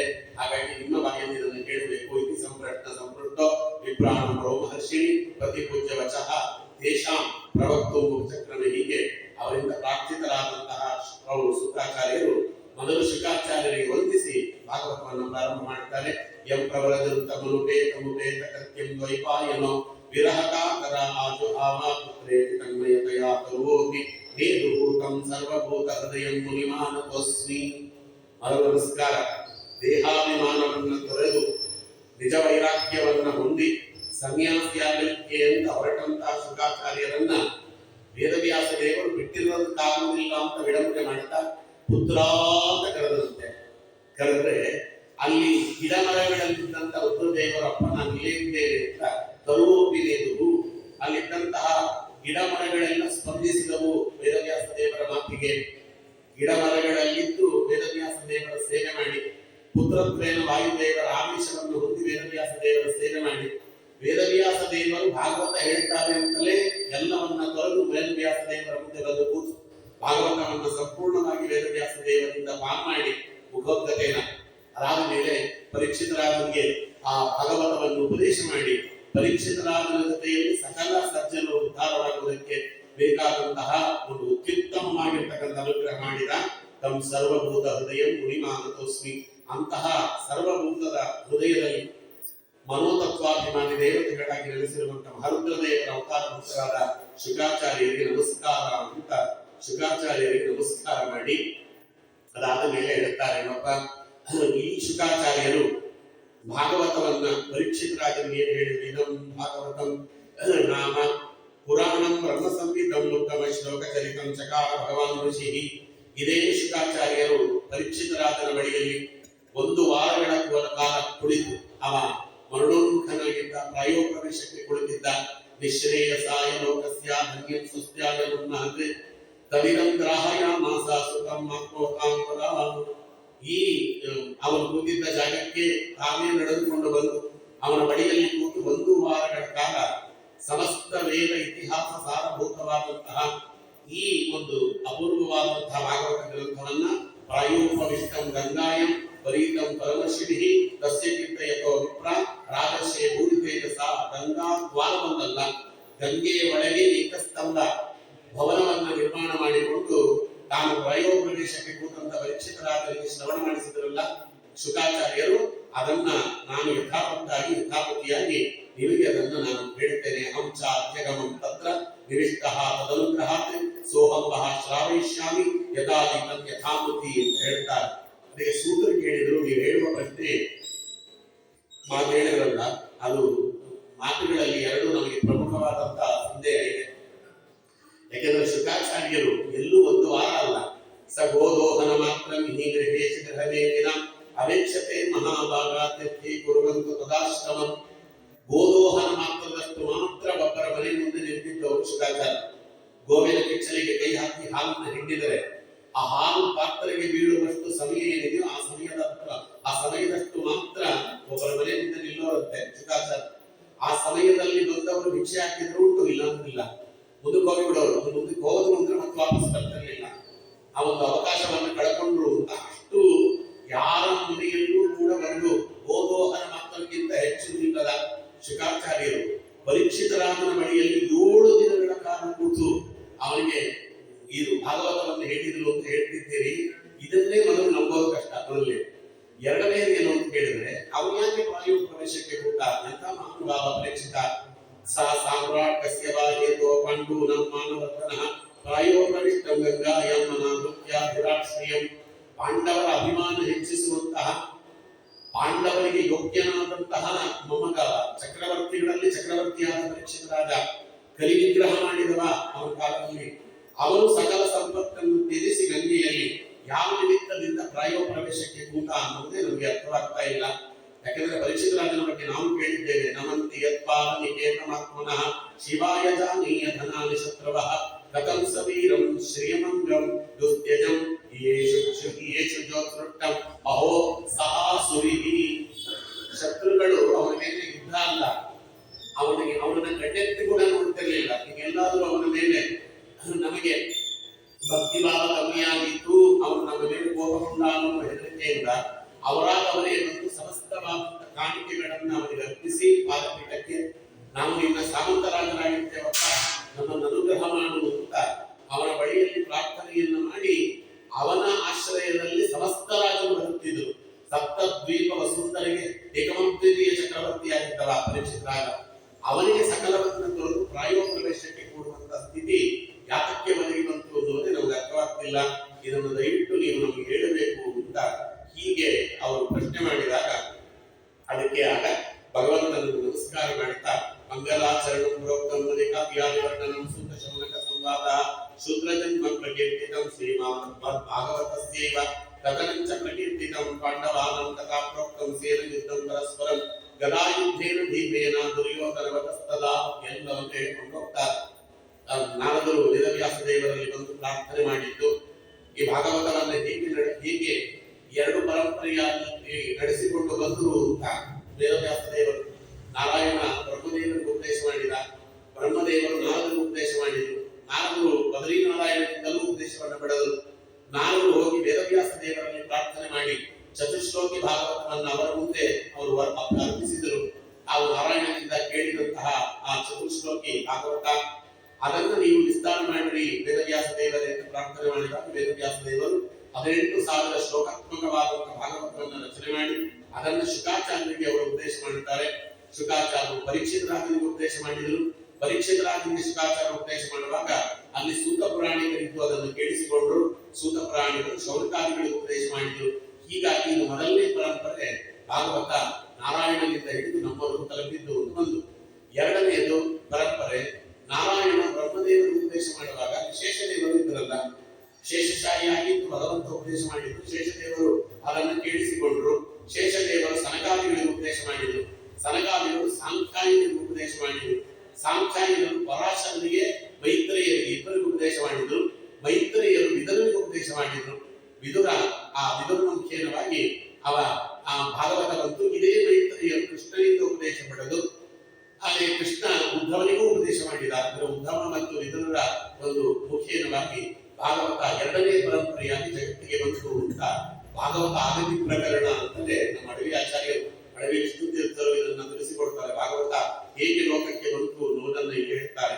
ಹೀಗೆ ಪೂರ್ತಿ ಪಾಂಡವರ ಕಥೆ ಹೇಳಿ, ಪಾಂಡವರು ರಾಜ್ಯಭಾರವನ್ನು ಮಾಡಿದ್ದು, ಭೀಮಸೇನ ದೇವರ ಗದಾಪ್ರಹಾರದಿಂದ ದುರ್ಯೋಧನ ಕೊಡೆ ಮುರಿದುಕೊಂಡು ಬಿದ್ದದ್ದು, ದುರ್ಯೋಧನನ ಪ್ರಾರ್ಥನೆಗೆ ಅನುಸಾರವಾಗಿ ಅಶ್ವತ್ಥಾಮಾಚಾರ್ಯರು ಉಪ ಪಾಂಡವರನ್ನ ಸಂಹಾರ ಮಾಡಿ ಆ ಇಡೀ ಒಂದು ಬಿಡಾರಕ್ಕೆ ಬೆಂಕಿ ಕೊಟ್ಟದ್ದು, ಇದರಿಂದ ವೃದ್ಧರಾದಂತಹ ಭೀಮಸೇನ ದೇವರು ಅವರನ್ನ ಬೆನ್ನಟ್ಟಿ ಹೋದದ್ದು. ಅದಾದ ಮೇಲೆ ಅವರು ಬ್ರಹ್ಮಾಸ್ತ್ರವನ್ನ ಪ್ರಯೋಗ ಮಾಡಿದ್ದು, ಬ್ರಹ್ಮಶಿರೋಸ್ತ್ರವನ್ನ. ಆಮೇಲೆ ಕೃಷ್ಣ ಅರ್ಜುನನನ್ನು ಕರ್ಕೊಂಡು ಹೋಗಿ ಪ್ರತಿ ಬ್ರಹ್ಮಾಸ್ತ್ರವನ್ನ ಪ್ರಯೋಗ ಮಾಡಿದ್ದು. ಎರಡೂ ಅಸ್ತ್ರಗಳು ಪರಸ್ಪರ ತಾಕಿದರೆ ಬ್ರಹ್ಮಾಂಡ ಕಟಾಹ ಸ್ಫೋಟವಾಗ್ತದೆ ಅಂತ ಅದರ ಮಧ್ಯದಲ್ಲಿ ವೇದವ್ಯಾಸ ದೇವರು ಬಂದು ಆ ಎರಡೂ ಅಸ್ತ್ರಗಳನ್ನ ಕೈಯಲ್ಲಿ ಹಿಡಿದು ನಿಮ್ಮ ಅಸ್ತ್ರವನ್ನ ಉಪಶಮನ ಮಾಡಿ ಅಂತ ಹೇಳಿದ್ದು. ಅವರು ಅರ್ಜುನ ಉಪಶಮನ ಮಾಡಿದ, ಅವರು ಅಶ್ವತ್ಥಾಮಾಚಾರ್ಯ ಕೈಲಿ ಉಪಶಮನ ಮಾಡಲಿಕ್ಕಾಗಲಿಲ್ಲ.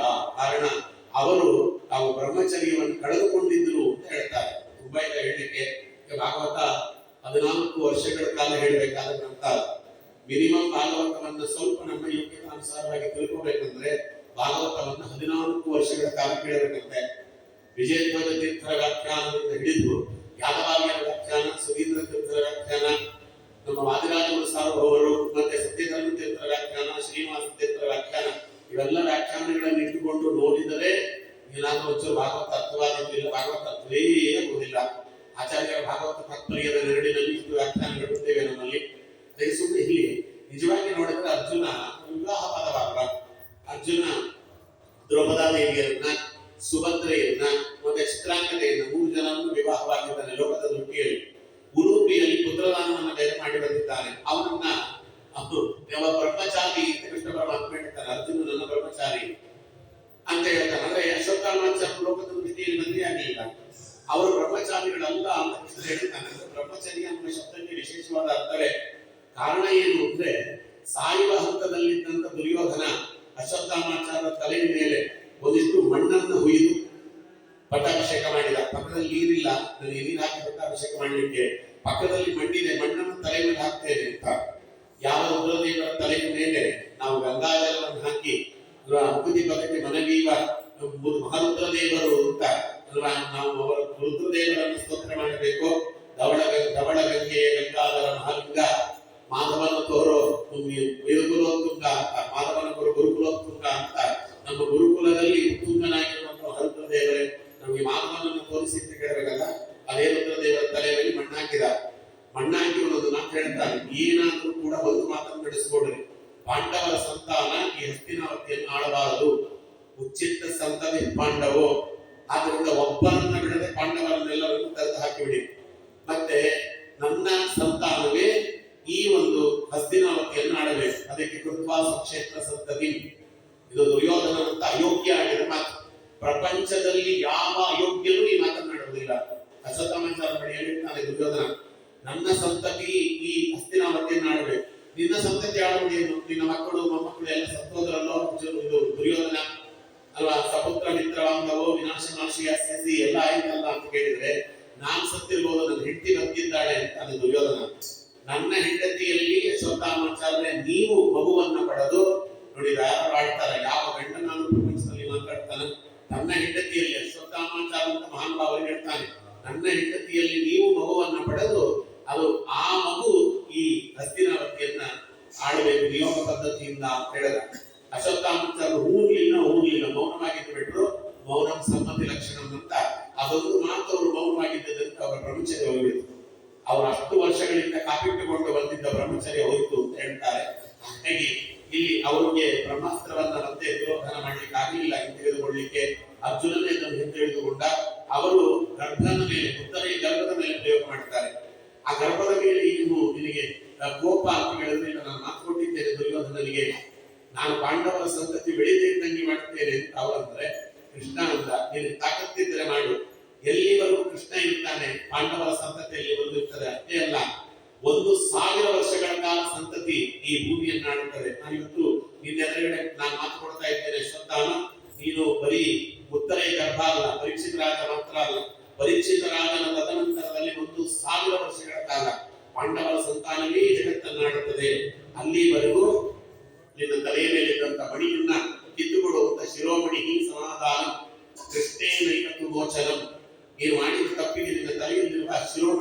ಕಿತ್ಕೊಡೋದು. ಅದು ಶಿರೋಮಣಿ ಇದ್ದದ್ರಿಂದ ಅವ್ರಿಗೆ ಹಸಿವೆ ಆಗ್ತಿರ್ಲಿಲ್ಲ, ಬಾಯಾರಿಕೆ ಆಗ್ತಿರ್ಲಿಲ್ಲ. ಹೋದ ಕಡೆ ಎಲ್ಲ ಟಾರ್ಚ್ ಬಿಟ್ಟಂಗೆ ಲೈಟ್ ಬರೋದಂತೆ. ಅದನ್ನು ಕಿತ್ತಿದ್ದರಿಂದ ನಿನ್ನ ತಲೆ ಇವತ್ತು ಋಣವಾಗಲಿ, ಹುಣ್ಣಾಗಲಿ, ಮೈಯಲ್ಲೆಲ್ಲ ರಕ್ತ ಸುರಿತಾ ಇರಲಿ, ಕೀವು ರಕ್ತದಿಂದ ಮಿಶ್ರಿತವಾದಂತಹ ದ್ರವ ಮೈಮೇಲೆಲ್ಲ ಸುಸ್ತಾ ಇರಲಿ, ದುರ್ಗಂಧ ಮೈಯೆಲ್ಲ ಪೂರ್ತಿ ಹರಡಿಕೊಳ್ಳಿ.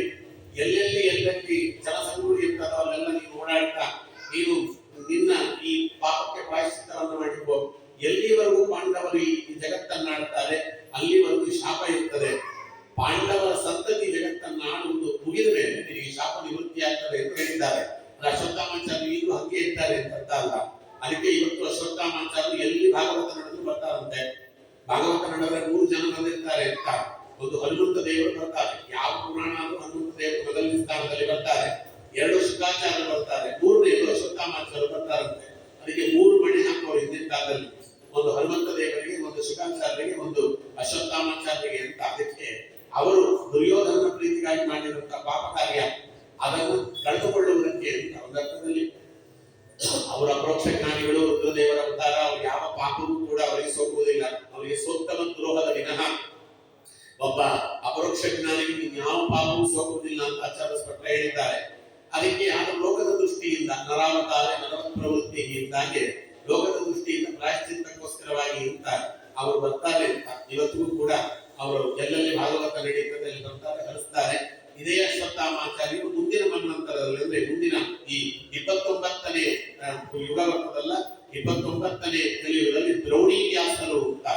ಇವತ್ತು ವೇದವ್ಯಾಸ ದೇವರು ಏನ್ ಕೆಲಸ ಮಾಡಿದ್ದಾರೆ, ಆ ವ್ಯಾಸರು ಮಾಡಿದ ವೇದ ವಿಭಾಗಾದಿಗಳನ್ನ ದ್ರೋಣಿ ವ್ಯಾಸರು ಅಂತ, ದ್ರೋಣರ ಪುತ್ರ ದ್ರೋಣಿ ತಾವು ವ್ಯಾಸರ ಸ್ಥಾನದಲ್ಲಿ ನಿಂತು ಆ ವ್ಯಾಸರು ಮಾಡಿದಂತಹ ಈ ವೇದಗಳ ವಿಭಾಗವನ್ನ, ಪುರಾಣ ಪುಣ್ಯಕಥೆಗಳ ಆವಿಷ್ಕಾರಾದಿಗಳನ್ನು ಮಾಡುತ್ತಾರೆ ಅಂತ ಹೇಳ್ತಾರೆ ಮಹಾನುಭಾವರು. ಅಶ್ವತ್ಥಾಮಾಚಾರ್ಯರು ಭಗವಂತನ ಅನುಗ್ರಹದಿಂದ ಭಗವಂತನ ಇಚ್ಛೆಯ ಪ್ರಕಾರವಾಗಿ ಹಾಗೆ ಮಾಡಿದ್ರು ಅಂತ ನಾವು ತಿಳಿಯಬೇಕು. ಅಶ್ವತ್ಥಾಮಾಚಾರ್ಯರನ್ನು ಬೈಯೋದು, ಅಶ್ವತ್ಥಾಮಾಚಾರ್ಯರು ಬ್ರಾಹ್ಮಣಾದಮ ಅನ್ನೋದು ಒಂದು ಬೇಕಾದಂತೆ ಕೆಲಸ ಮಾಡ್ತಾರೆ. ಕಾದಂಬರಿಗಳೆಲ್ಲ ಬಂದಿದೆ ಅದರಲ್ಲಿ ಬ್ರಾಹ್ಮಣಾತ್ಮ ಅಂತ. ಹಾಗೆಲ್ಲ ಮಾಡಬಾರ್ದು. ಅವೆಲ್ಲ ಪ್ರೋಕ್ಷ ಜ್ಞಾನಿಗಳು ಏನಕ್ಕೆ ಮಾಡಿದ್ರು, ಭಗವಂತನ ಅನುಗ್ರಹದಿಂದ ಮಾಡಿದ್ರು, ಭಗವಂತನ ಇಚ್ಛೆಗನುಗುಣವಾಗಿ ಮಾಡಿದ್ರು ಅಂತ ತಿಳಿದು ಆ ವಿಚಾರವನ್ನಷ್ಟೇ ತಿಳಿದುಕೊಳ್ಳಬೇಕಂತೆ. ಅದು ಬಿಟ್ಟು ಬೇರೆ ರೀತಿಯಲ್ಲಿ ನಮ್ಮ ವೈಯಕ್ತಿಕವಾದ ಅಭಿಪ್ರಾಯಗಳನ್ನು ಸೂಚಿಸಲಿಕ್ಕೆ ಹೋಗಬಾರದು ಅಂತಾರೆ. ಹಾಗಾಗಿ ಅದಾದ್ಮೇಲೆ ಅಶ್ವತ್ಥಾಮಾಚಾರ್ಯರು ಬಿಟ್ಟಂತಹ ಬಾಣ ಅದು ಏನು ಮಾಡಿದ್ರು ಕೂಡ ಅದು ಆ ಮಗುವನ್ನ ಕೊಲ್ಲುವುದಿಲ್ಲ. ನಾನು ಇರುವವರೆಗೂ ಕೂಡ ಆ ಮಗು ಸುರಕ್ಷಿತವಾಗಿ ಬರುತ್ತದೆ ಅಂತ ಭಗವಂತ ಹೇಳಿದ್ದ. ಹಾಗಾಗಿ ಅದು ಗರ್ಭವನ್ನು ಪ್ರವೇಶ ಮಾಡಿದ್ರೆ ಭಗವಂತ ಒಂದು ರೂಪದಲ್ಲಿ ಗರ್ಭವನ್ನು ಪ್ರವೇಶ ಮಾಡಿ ತಾನು ವರಾಪಾಣಿಯಾಗಿ ನಿಂತು ಗಡೆಯನ್ನ ಚಕ್ರದಂತೆ ತಿರುಗಿಸ್ತಾ ಉತ್ತರ ಗರ್ಭಪಾಲನ ಉತ್ತರೆಯ ಗರ್ಭವನ್ನು ಪರಿಪಾಲನೆ ಮಾಡಿದ ಸ್ವಾಮಿ. ಚಕ್ರಧಾರಿಯ ಕೈಯಲ್ಲಿ ಗದೆ ಹಿಡಿದು ಚಕ್ರದಂತೆ ತಿರುಗಿಸ್ತಾ ಆ ಬ್ರಹ್ಮಾಸ್ತ್ರ ಅನ್ನೋದು ಒಳಗಿರುವಂತಹ ಶಿಶುವಿಗೆ ಅದು ತಾಕದೇ ಇರುವಂತೆ ಸರಕ್ಷತಿ ರಕ್ಷತೆಯೋ ಇಲ್ಲಬೇಕು. ಯಾವ ಪ್ರಪಂಚದಲ್ಲಿರುವವಲ್ಲ ಎಲ್ಲರನ್ನು ರಕ್ಷಣೆ ಮಾಡ್ತಾರೆ. ಹೇಗೆ ರಕ್ಷಣೆ ಮಾಡ್ತಾರೆ ಅಂದ್ರೆ ಗರ್ಭದಲ್ಲಿರುವಂತಹ ಶಿಶುವನ್ನ ಹೇಗೆ ರಕ್ಷಣೆ ಮಾಡಿದ್ದು ಸ್ವಾಮಿ ಉತ್ತರ ಗರ್ಭ ಪರಿಪಾಲನೆಯನ್ನ, ಅದರಂತೆ ಪ್ರತಿಯೊಬ್ಬರ ಗರ್ಭವನ್ನು ಪರಿಪಾಲನೆ ಮಾಡ್ತಾರೆ ಅಂತ ಹೇಳ್ತಾರೆ. ಹಾಗೆ ಪರಿಪಾಲನೆ ಮಾಡಿದ ಪ್ರಭು ಉತ್ತರೆಯ ಗರ್ಭದಿಂದ ಮಗು ಹೊರಗೆ ಬರುವಾಗ ಅದು ಸತ್ತು ಹುಟ್ಟಿತು. ಯಾಕಂದ್ರೆ ಬ್ರಹ್ಮಾಸ್ತ್ರಕ್ಕೊಂದು ಬೆಲೆ ಕೊಡಬೇಕಲ್ಲ, ಆಮೇಲೆ ಅದು ಒಳಗಡೆ ಬ್ರಹ್ಮಾಸ್ತ್ರ ಇತ್ತು ಅನ್ನೋದೇ ಗೊತ್ತಾಗುದಿಲ್ಲ ಜನಕ್ಕೆ. ಅದಕ್ಕೆ ಅಲ್ಲಿವರೆಗೆ ಭಗವಂತನ ರೂಪ ಇತ್ತು. ಯಾವಾಗ ಉತ್ತರೆ ಮಗುವನ್ನ ಹಡಿಲಿಕ್ಕೆ ಪ್ರಾರಂಭ ಮಾಡಿದ್ದು ಭಗವಂತ ರೂಪವನ್ನು ಮರೆ ಮಾಡಿಬಿಟ್ಟ. ಆ ಬ್ರಹ್ಮಾಸ್ತ್ರ ಬಂದು ಮಗುವಿಗೆ ತಾಕಿತ್ತು, ಮಗು ಸತ್ತಿದ್ದು. ಅವಾಗ ಉತ್ತರಾದೇವಿ ಬಂದು ಭಗವಂತನಲ್ಲಿ ಮೊರೆ ಇಟ್ಟಳಂತೆ. ಮೊರೆ ಇಟ್ಟ ತಕ್ಷಣವೇ ಸ್ವಾಮಿ ಅಲ್ಲಿಂದ ಬಂದು 3 ಮಾತನ್ನ ಹೇಳ್ತಾರೆ. ಮಹಾಭಾರತದಲ್ಲಿ ಇದಕ್ಕೆ ಸ್ಪಷ್ಟೀಕರಣ ಕೊಟ್ಟಿದ್ದಾರೆ. ಒಂದು, ನೀನು ನಿತ್ಯ ಬ್ರಹ್ಮಚಾರಿಯಾಗಿದ್ರೆ, ಭಗವಂತನ ಮಾತು, ನಾನು ನಿತ್ಯ ಬ್ರಹ್ಮಚಾರಿಯಾಗಿದ್ರೆ, ಜೀವನದಲ್ಲಿ ಒಂದೂ ಸುಳ್ಳನ್ನ ಹೇಳದೆ ಹೋಗಿದ್ರೆ, ಮತ್ತೆ ನಾನು ಒಂದು ಕಳ್ಳತನಗಳನ್ನ ಮಾಡದೆ ಹೋಗಿದ್ರೆ, ಇಂದ್ರಿಯಗಳೆಲ್ಲವನ್ನ ಕೂಡ ನನ್ನ ಹಿಡಿತದಲ್ಲಿ ಇಟ್ಟುಕೊಂಡವನಾಗಿದ್ರೆ, ಇಂದ್ರಿಯ ಚಾಪಲ್ಯಕ್ಕೆ ದೂರನಾಗಿದ್ರೆ ಮಗು ಬದುಕಲಿಲ್ಲ, ಮಗು ಬದುಕಿ ಬಿಡ್ತು.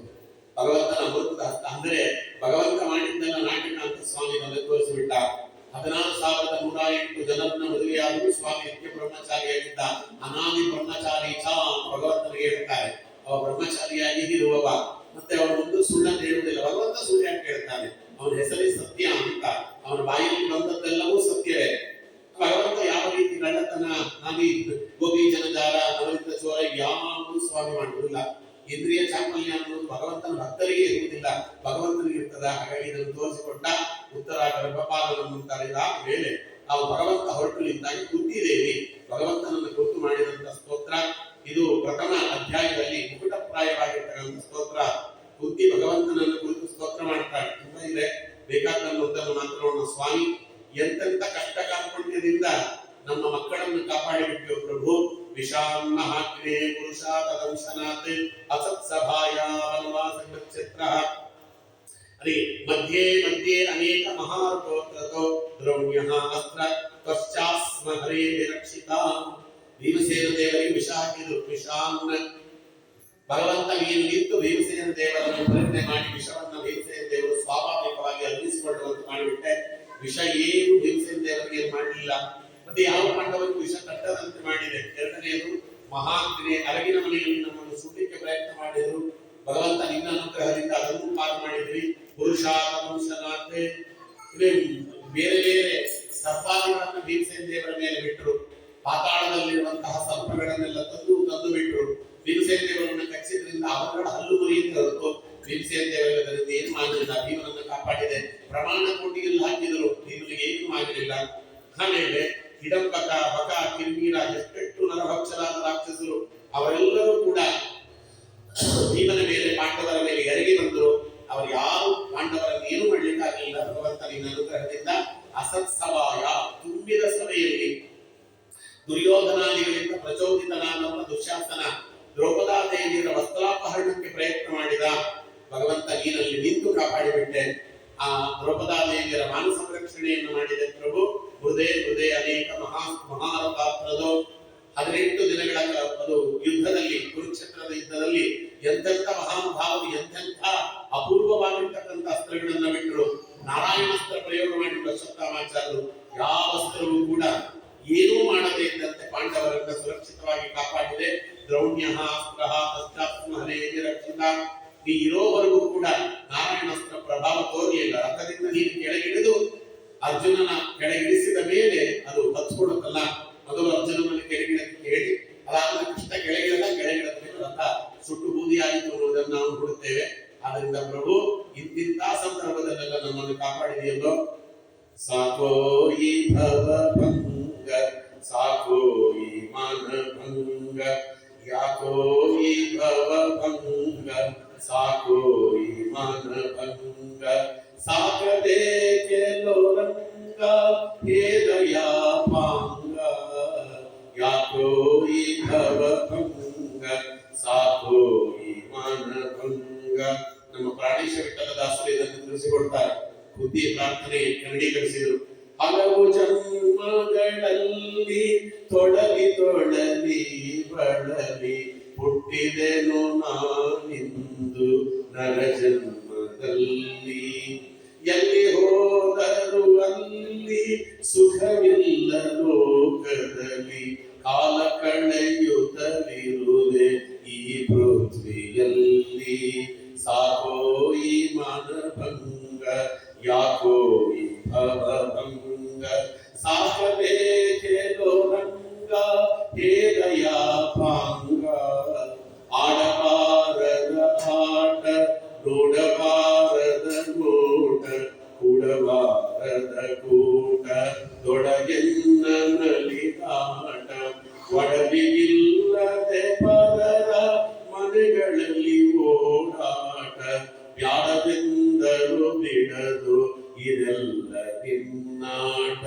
ಸಾಕೋ ಈ ಭವಭಂಗ, ಯಾಕೋ ಈ ಮಾನಭಂಗ. ನಿನ್ನವನೆಂದೆನಿಸೋ ಮನಸ್ಸು ನಿನ್ನಲಿ ನಿಲ್ಲಿಸೋ, ನಿನ್ನ ದಾಸರ ಸಂಗ ತೊಡಗೆನ್ನ ನಿರಿಸೋ. ಎನ್ನಂಥ ಪತಿತರು ಬೇರಿಲ್ಲ ಧರೆಯೊಳಗೆ, ಮನ್ನಿಸಿ ಸಲಹೋ ಶ್ರೀ ಪ್ರಾಣೇಶ ವಿಠಲ.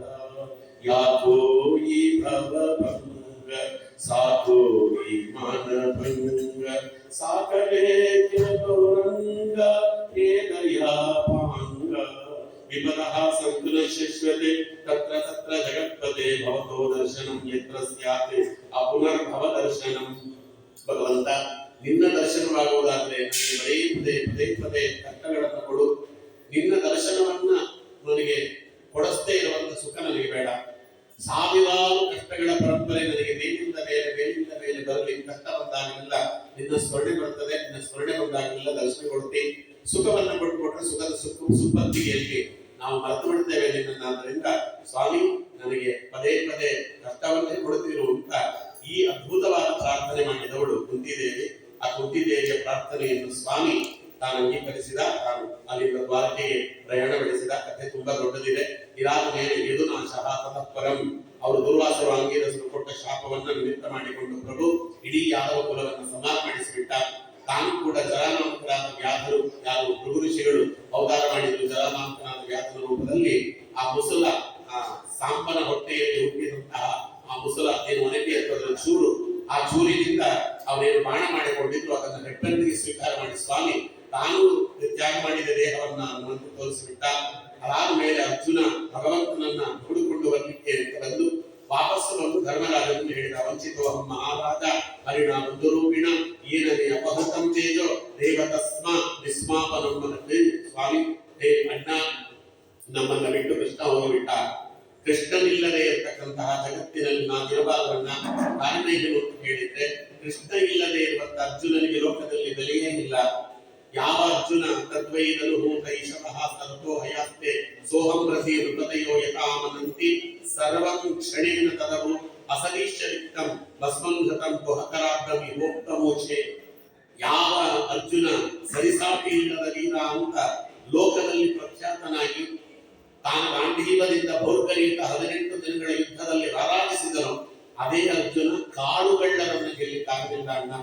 ಆ ಗೋಪಿಕಾಸ್ತ್ರೀಯರನ್ನು ಕರೆದುಕೊಂಡು ಬರುವಂತಹ ಸಂದರ್ಭದಲ್ಲಿ ಕಾಡುಗಳ್ಳರು ನನ್ನ ಮೇಲೆ ದಾಳಿ ಮಾಡಿದರು, ಅವರನ್ನು ನಾನು ಗೆಲ್ಲಿಕ್ಕಾಗಲಿಲ್ಲ. ಅದರಂತೆ ಇರುವ ರಥ, ಅದೇ ಗಾಂಧೀವ, ಅದರಂತೆ ಇರುವ ಅಸ್ತ್ರಗಳು ಏನಿದ್ರು ಅವರಿಂದ ನಾನು ಸೋಲುಣ್ಣಬೇಕಾಯಿತು. ಅದರಿಂದ ಕೃಷ್ಣ ಇದ್ದರೆ ಅರ್ಜುನನಿಗೆ ಬೆಲೆ, ಕೃಷ್ಣ ಇಲ್ಲ ಅಂದ್ರೆ ಅರ್ಜುನಿಗೆ ಬೆಲೆ ಇಲ್ಲ. ಅದರಿಂದ ಸೋಹಂ ರೂಪೇಂದ್ರ ರಹಿತ ಪುರುಷೋತ್ತಮೇನ ಸಖ್ಯಾತ್ರಿಗೇಣ ಸುಹೃದ ಹೃದಯೇನ ಶೂನ್ಯ ಅಧ್ವನ್ಯೋಕ್ರಮ ಪರಿಗ್ರಹ ಮಂಗ ರಕ್ಷನ್ ಗೋಪೈಹಿಯ ಸದ್ಭಿಹಿಯ ಬಲೇನ ವಿಸರ್ಜಿತೋಸ್ಮಿ ಅಂತ ವಿನಿರ್ಜಿತೋಸ್ಮಿ. ಅದರಿಂದ ನಾವು ಇಲ್ಲಿರುವುದು ಬೇಡ, ನಾವು ಪರೀಕ್ಷಿತ ರಾಜನಿಗೆ ಪಟ್ಟ ಕಟ್ಟಿ ನಾವು ಹೋಗಿ ಬಿಡೋಣ ಸ್ವರ್ಗಾರೋಹಣಕ್ಕೆ ಅಂತ ಅವ ಹೇಳಿದಾದ್ದರಿಂದ ಕ್ಷೀರವಾಸ ನಿರಾಹಾರೋ ಬದ್ಧವ ಮುಕ್ತ ಮೂರ್ಧಜಃ ದರ್ಶಯನ್ ಆತ್ಮನೋ ರೂಪಂ ಜಡವನ್ನಂತ ವಿಷಾದನತೆ ಅನಪೇಕ್ಷಮಾನೋ ನಿರಗಾತೆ ಅಶ್ರುಣ್ವನ್ ಬದಿರೋಹಿತ ಅಂತ ಪರೀಕ್ಷಿತ ರಾಜನಿಗೆ ಪಟ್ಟವನ್ನು ಕಟ್ಟಿ ನಾರುಮಡಿಯನ್ನು ಧರಿಸಿ ಆಹಾರ ರಹಿತರಾಗಿ ಮೌನವ್ರತಧಾರಿಗಳಾಗಿ ಎದರಿದ ಕೂದಲುಳ್ಳವರಾಗಿ ಉನ್ಮತ್ತರಂತೆ ಏನನ್ನೂ ಬಯಸದೆ ಕಿವಡರಂತೆ ಲೋಕದ ದೃಷ್ಟಿಯಲ್ಲಿ ಅರಮನೆಯನ್ನು ಬಿಟ್ಟು ಯುಧಿಷ್ಠಿರ ಮೊದಲಾದ ಪಾಂಡವರು ಸ್ವರ್ಗಾರೋಹಣಕ್ಕೆ ತೆರಳಿ ಬಿಟ್ಟರು ಅಂತ ನಾವು ನೋಡ್ತೇವೆ. ಇದಾದ ಮೇಲೆ ಪಾಂಡವರಿಂದ ಕೊಡಲ್ಪಟ್ಟಂತ ರಾಜ್ಯವನ್ನ ಅದ್ಭುತವಾಗಿ ತಾನು ಪರೀಕ್ಷಿತ ರಾಜ ಪಾಲನೆ ಮಾಡಿದ. ಈ ಸಂದರ್ಭದಲ್ಲಿ ಒಂದು ವೃಷಭ ಮತ್ತು ಗೋವಿನ ರೂಪದಲ್ಲಿ ಪ್ರಭು ಧರ್ಮದೇವತೆ ಅದು ವೃಷಭದ ರೂಪದಲ್ಲಿ ಅಲ್ಲಿತ್ತು. ಅದು 3 ಕಾಲನ್ನು ಕಳೆದುಕೊಂಡಿದೆ. 3 ಕಾಲನ್ನು ಕಳೆದುಕೊಂಡಂತಹ ಒಂದು ಧರ್ಮದೇವತೆ ಆ ಕಲಿ ಶೂದ್ರರಾಜನ ರೂಪದಲ್ಲಿ ಬಂದು 4ನೇ ಕಾಲನ್ನು ಮುರಿತಾ ಇದ್ದಾನೆ. ಸತ್ಯ, ಧರ್ಮ, ಶೌಚ, ತಪಸ್ಸು ಅಂತ 4 ಕಾಲ. ಈ 4 ಕಾಲಗಳು ಕೂಡ ಕೃತಯುಗದಲ್ಲಿ ಪರಿಪೂರ್ಣವಾಗಿತ್ತು. ಕೃತಯುಗ ಹೋದ ಮೇಲೆ ತಪಸ್ಸು ಹೋಗಿ ಬಿಡುತ್ತು, ತ್ರೇತಾಯುಗ ಹೋದ ಮೇಲೆ ಶೌಚ ಹೋಗಿ ಬಿಡುತ್ತು, ಆಮೇಲೆ ದ್ವಾಪರ ಯುಗ ಹೋದ ಮೇಲೆ ಧರ್ಮ ಹೋಗಿ ಬಿಡುತ್ತು. ಕಲಿಯುಗದಲ್ಲಿ ಸತ್ಯ ಅನ್ನುವ ಒಂದೇ ಒಂದು ಕಾಲಿದೆ. ಆ ಕಾಲಕ್ಕೂ ಮುರಿಲಿಕ್ಕೆ ಪ್ರಯತ್ನ ಪಡ್ತಾ ಇದ್ದಾನೆ ಅಂತ ಆ ಸಂದರ್ಭದಲ್ಲಿ ಪರೀಕ್ಷಿತ ರಾಜ ಅಲ್ಲಿಗೆ ಬರ್ತಾನೆ. ಈ ಸಂದರ್ಭದಲ್ಲಿ ಇವೆರಡು ಮಾತಾಡ್ತಾ ಇರ್ತವೆ. ಯಾಕಂತಿದ್ದೀನಮ್ಮ ಅಂತ ತಾನು ಕಾಲು ಮುರಿಸ್ಕೊಳ್ತಾ ಇದ್ದ ಧರ್ಮದೇವತೆ ಕಣ್ಣೀರು ಹಾಕ್ತಾ ಇದ್ದಾಳೆ ಭೂದೇವಿ. ಆ ಭೂದೇವಿಯನ್ನ ಕುರಿತು ಕೇಳ್ತಾರೆ, ಯಾಕಮ್ಮ ಮಾಡ್ತಾ ಇದ್ದಿ ಅಂತ. ತುಂಬಾ ದೊಡ್ಡದಿದೆ. ನಮ್ಮ ಕನಕದಾಸರು ಅದಕ್ಕೊಂದು ಅಪೂರ್ವವಾದ ಕೀರ್ತನೆಯನ್ನು ರಚನೆ ಮಾಡಿಕೊಟ್ಟು ಬಿಡ್ತಾರೆ. ಏಕೆ ನಡುಗಿದೆ ತಾಯಿ ನಡುರಾತ್ರಿಯಲ್ಲಿ ಜಗದೇಕ ಕೊಡಮಿಗೊಡೆಯನ ರಾಣಿ ಪರಮ ಕಲ್ಯಾಣಿ. ಭೂದೇವಿ ಕೇಳ್ತಾರಂತೆ ಧರ್ಮದೇವತೆ, ಯಾಕೆ ನಡುಗಿದೆ ತಾಯಿ ನಡುರಾತ್ರಿಯಲ್ಲಿ, ಯಾಕಮ್ಮ ಈಗ ನಡುತ್ತಾ ಇದ್ದಿ? ಗುರು ಹಿರಿಯರನ್ನು ಕಂಡು ಮುರುಗಿಸುವ ಮೋರೆಯಲ್ಲಿ ಅರಮತಿಯ ಕೊಂದು ಮಾತುಗಳನ್ನಾಡಿ ಚರಣ ಕೆರಗದ ಮನುಜರು ಇರಬಾರದೆಂದೆನುತ್ತ ಮುರಮುರಿದು ಹೊರಗಿ ಸಾಯಲಿ ಎಂದು ನಡುಗಿದೆಯ ಏಕೆ ನಡುಗಿದೆ ತಾಯಿ ಭೂಮಿ ನಡು ರಾತ್ರಿಯಲ್ಲಿ ಜಗದೇಕ ಕೊಡವಿ ಒಡೆಯನ ನಾಡಿ ಪರಮ ಕಲ್ಯಾಣಿ ಅಂತ. ಪ್ರಶ್ನೆ ಚೆನ್ನಾಗಿದೆ, ಅದ್ಭುತವಾದಂತಹ ಪ್ರಶ್ನೆ ಉತ್ತರಗಳು. ನನ್ನ ಮೇಲೆ ಕೃಷ್ಣ ಇದ್ದ, ಓಡಾಡ್ತಿದ್ದ,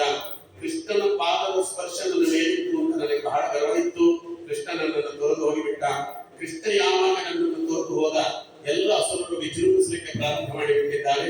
ನಗಿಂಚಿತ್ ಪರ್ವತೋ ಭಾರೋ ನ ಭಾರೋ ಸಪ್ತ ಸಾಗರ ಸ್ವಾಮಿದ್ರೋ ಭಾರೋ ಭಾರೋ ವಿಶ್ವಾಸಘಾತಕ. ಸಪ್ತ ಸಾಗರಗಳು ಭಾರ ಅಲ್ಲ, ಪರ್ವತಗಳು ಭಾರ ಅಲ್ಲ. ಸ್ವಾಮಿ ದ್ರೋಹ ಮಾಡುವಂತಹ, ಕೃಷ್ಣನ ದ್ರೋಹ ಮಾಡುವಂತಹ ಜನ ಮತ್ತೆ ವಿಶ್ವಾಸ ಘಾತುಕತನ ಮಾಡುವಂತಹ, ಯಾರಿಂದ ನಾವು ಬದುಕಿದ್ದೇವೆ ಅಂತವನಿಗೆ ದ್ರೋಹ ಬಗೆಯುವಂತಹ ಜನ ತುಂಬಿ ಹೋಗಿದ್ದಾರೆ ಅಂತ ನನಗೆ ಅದರ ಮೇಲೆ ದುಃಖವಾಗ್ತಾ ಇದೆ ಅಂತ ಅವರು ಹೇಳುವುದರೊಳಗೆ ಅಲ್ಲಿ ಪರೀಕ್ಷಿತರಾದ ಬಂದು ಆ ಕಲಿಯನ್ನ ತಾನು ಶಾಸನ ಮಾಡುತ್ತಾನೆ. ಅವು ಎರಡಕ್ಕೂ ಕೂಡ ನೀವು ಯೋಚನೆ ಮಾಡಬೇಕ್ರಿ, ನಾನಿದ್ದೇನೆ ಎಲ್ಲಿವರೆಗೆ ಪರೀಕ್ಷಿತರಾದ ಇರ್ತಾನೆ ಅಲ್ಲಿವರೆಗೆ ನಿಮ್ಗೆ ಏನು ತೊಂದರೆ ಆಗುವುದಿಲ್ಲ, ನೀವು ಯೋಚನೆ ಮಾಡಬೇಡಿ ಅಂತ ಹೇಳಿ ಮುರಿದು ಬಿದ್ದಂತ 3 ಕಾಲುಗಳನ್ನ ಕೂಡಿಸಿ ಅದಾದ್ಮೇಲೆ ಶಾಸನ ಮಾಡುತ್ತಾನೆ. ಕೊಂದು ಬಿಡ್ತೇನೆ ಕಲಿಯನ್ನ ಅಂತ ಕತ್ತಿಯನ್ನು ಎತ್ತಿದ. ಕಲಿಯವನಿಗೆ ಶರಣಾಗತನಾದ. ಅಲ್ಲಿ ಒಂದು ಮಾತು ಹೇಳ್ತಾರೆ, ಕಲಿಯನ್ನು ಕೊಂದು ಬಿಟ್ಟಿದ್ರೆ ಆಗ್ತಿತ್ತಲ್ಲ ಆಚಾರ್ಯ, ನಮ್ಗೆ ಯೋಚನೆ ಇರ್ತಿರ್ಲಿಲ್ಲ ಅಂತ ಹೇಳಿದ್ರೆ ಅದಕ್ಕೆ ಶರಣಾಗತರಾದವರಲ್ಲಿ ದೊಡ್ಡವರು ಗುಣವನ್ನ ನೋಡ್ತಾರಂತೆ. ಕಲಿಯುಗದಲ್ಲಿ ಏನು ಗುಣ ಅಂತ ನೋಡಿದಾವ. ಕಲಿಯುಗದಲ್ಲಿ ಏನು ಗುಣ ಅಂದ್ರೆ ಸಾಧನೆ ಅನ್ನೋದು ಕಲಿಯುಗದಲ್ಲಿ ಬಹಳ ಸುಲಭ. ಇದನ್ನು ನೋಡ್ತಾರಲ್ಲ, ಸಾಧನೆ ಬಹಳ ಸುಲಭವಾಗಿದೆ ಕಲಿಯುಗದಲ್ಲಿ. ನೋಡಿ, 10 ಲಕ್ಷ ವರ್ಷಗಳ ಕಾಲ ಕೃತಯುಗದಲ್ಲಿ ಏನು ಸಾಧನೆ ಮಾಡುತ್ತೇವೆ ಅದು ಬರೀ 1 ಲಕ್ಷ ವರ್ಷ ಮಾಡಿದ್ರೆ ತ್ರೇತಾಯುಗದಲ್ಲಿ ಫಲ ಕೊಡ್ತದೆ. ತ್ರೇತಾಯುಗದ 1 ಲಕ್ಷ ವರ್ಷದ ಸಾಧನೆ 1000 ವರ್ಷಗಳ ಸಾಧನೆ ದ್ವಾಪರ ಯುಗದಲ್ಲಿ ಫಲ ಕೊಡ್ತದೆ.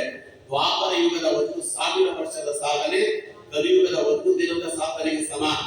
ಇವತ್ತೇ ವೈಕುಂಠ ಏಕಾದಶಿ ಅಖಂಡ ಭಾಗವತ ಶ್ರವಣ ಮಾಡ್ತಿರಲ್ಲ, ಇದಕ್ಕೆ ಏನು ಪುಣ್ಯ ಬರ್ತದ ಆಚಾರ್ಯ ಅಂದ್ರೆ, ಕೃತಯುಗದಲ್ಲಿ 10 ಲಕ್ಷ ವರ್ಷಗಳ ಕಾಲ ತಪಸ್ಸು ಮಾಡಿದವರಿಗೆ ಪುಣ್ಯ ಬರ್ತದೋ ಇವತ್ತೊಂದು ದಿನ ಭಾಗವತ ಶ್ರವಣ ಮಾಡಿದ್ರೆ ಪುಣ್ಯ ಕೊಡ್ತಾನೆ ಸ್ವಾಮಿ. ಅದಕ್ಕೆ ಕಲಿಯುಗದಲ್ಲಿ ಪುಣ್ಯ ಗಳಿಸುವುದು ಬಹಳ ಸುಲಭ. ಅದಕ್ಕೆ ಬಿಟ್ಟುಬಿಟ್ಟಂತೆ ಕಲಿಯುಗದಲ್ಲಿ. ಅವಾಗ ಅವನು ನನಗೆ ವಾಸ ಮಾಡ್ಲಿಕ್ಕೆ ಜಾಗ ಕೊಡು ಅಂತ ಕೇಳಿದಾಗ ಅವನು ವಾಸ ಮಾಡ್ಲಿಕ್ಕೆ ಅಂತ 4 ಜಾಗಗಳನ್ನ ಅವ ಕೊಟ್ಟ. 4 ಜಾಗ ಕೊಡ್ತಾನೆ. ಆ 4 ಜಾಗ ಸಾಲಿಲ್ಲ ಅಂತ ಇನ್ನೊಂದು ಜಾಗ ಕೊಟ್ಟ ಅಂತ ಇಲ್ಲೇ ಹೇಳ್ತಾರೆ. 4 ಜಾಗ ಯಾವುದು ಅಂತ ಕೇಳಿದ್ರೆ ಅದೇ ಜೂಜು ಮನೆಯಲ್ಲಿ ಎಲ್ಲಿ ಜೂಜಾಡ್ತಾರಲ್ಲಿ, ಮದ್ಯಪಾನ, ನೀತಿಗೆಟ್ಟ ಸ್ತ್ರೀಯರು, ಪ್ರಾಣಹಿಂಸೆ 4 ಇರ್ತದೆ. ದ್ಯೂತಂಪಾನಂ ಸ್ತ್ರೀಯ ಸೋನ ಯಂತ್ರ ಧರ್ಮ ಚತುರ್ವಿಧ.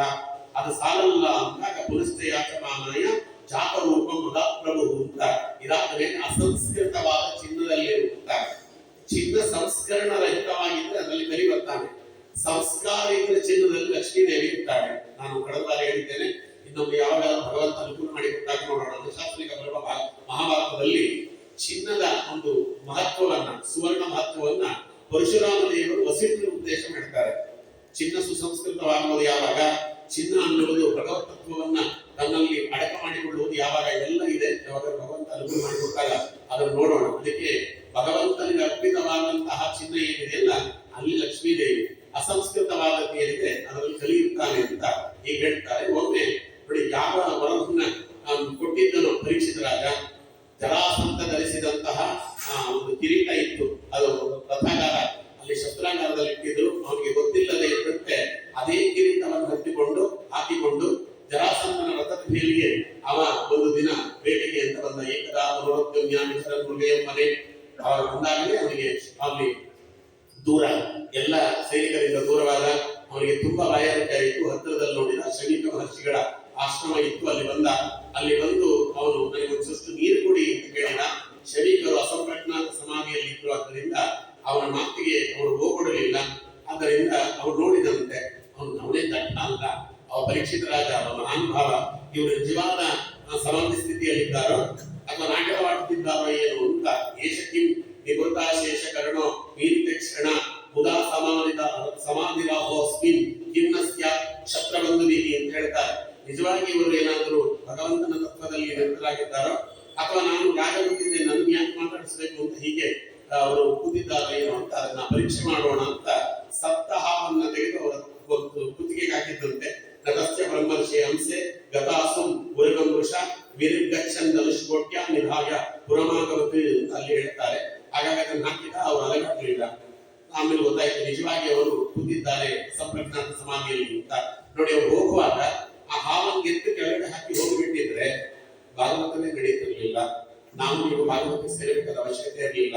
ಎಂತ ಮಹಾನುಭಾವ ಅಂದ್ರೆ, ನಾ ಮಾಡಿದ ತಪ್ಪು ಅದಕ್ಕೆ ತಕ್ಕಾದ ಶಿಕ್ಷೆ ನನಗಾಗಬೇಕು ಅಂತ ಬಹುಚಾಕ್ಯ ಸಂಕ್ರಾಂತಂ ಲೋಹಂ ಶುಚಿಮಯಂ ಯಥಾ ಬಹುದುಃಖಾಭಿ ಸಂತಪ್ತಃ ತಥಾತ್ಮ ಶೋಧ್ಯತೆ ಬಲಾತ್ ಅಂತ ಮಹಾಭಾರತದಲ್ಲಿ ಹೇಗೆ ಪುಟಕ್ಕಿಟ್ಟ ಚಿನ್ನ ಬಡಬಡ ಅಂತ ಹೊಳಿತದೋ, ನಮಗೆ ಈ ಕೋಪಾಗ್ನಿ ಅಂತಿದೆಯಲ್ಲ, ಋಷಿಗಳ ಕೋಪಾಗ್ನಿ, ಆ ಕೋಪಾಗ್ನಿಯಿಂದ ಭಗವಂತ ನಮ್ಮನ್ನು ಸುಡಿಸಿ ನಮ್ಮೊಳಗಿರುವಂತಹ ವ್ಯಕ್ತಿತ್ವವನ್ನು ಹೊರಬರುವಂತೆ ಮಾಡ್ತಾನೆ. ಆದ್ದರಿಂದ ನಾನು ಮಾಡಿದ ದ್ರೋಹಕ್ಕೆ ನನಗೆ ಸರಿಯಾದ ಶಿಕ್ಷೆ ಆಗಬೇಕು. ಅದ್ಯೈವ ರಾಜ್ಯ ಬಲಬುದ್ಧ ಕೋಶಂ ಪ್ರಕೋಪಿತ ಬ್ರಹ್ಮ ಕುಲಾನಲೋಮೆ ಧಾತ್ವ ಭದ್ರಸ್ಯ ಪುನರ್ನಮೇ ಭೂ ಪಾಪೀಯಸಿ ದೀಹಿ ವಿಜದೇವತಾಸು ಆಗಬೇಕು ಅಂತ ಅವನೇ ಅಂದ್ಕೊಂಡು ಬಂದಿದ್ದ.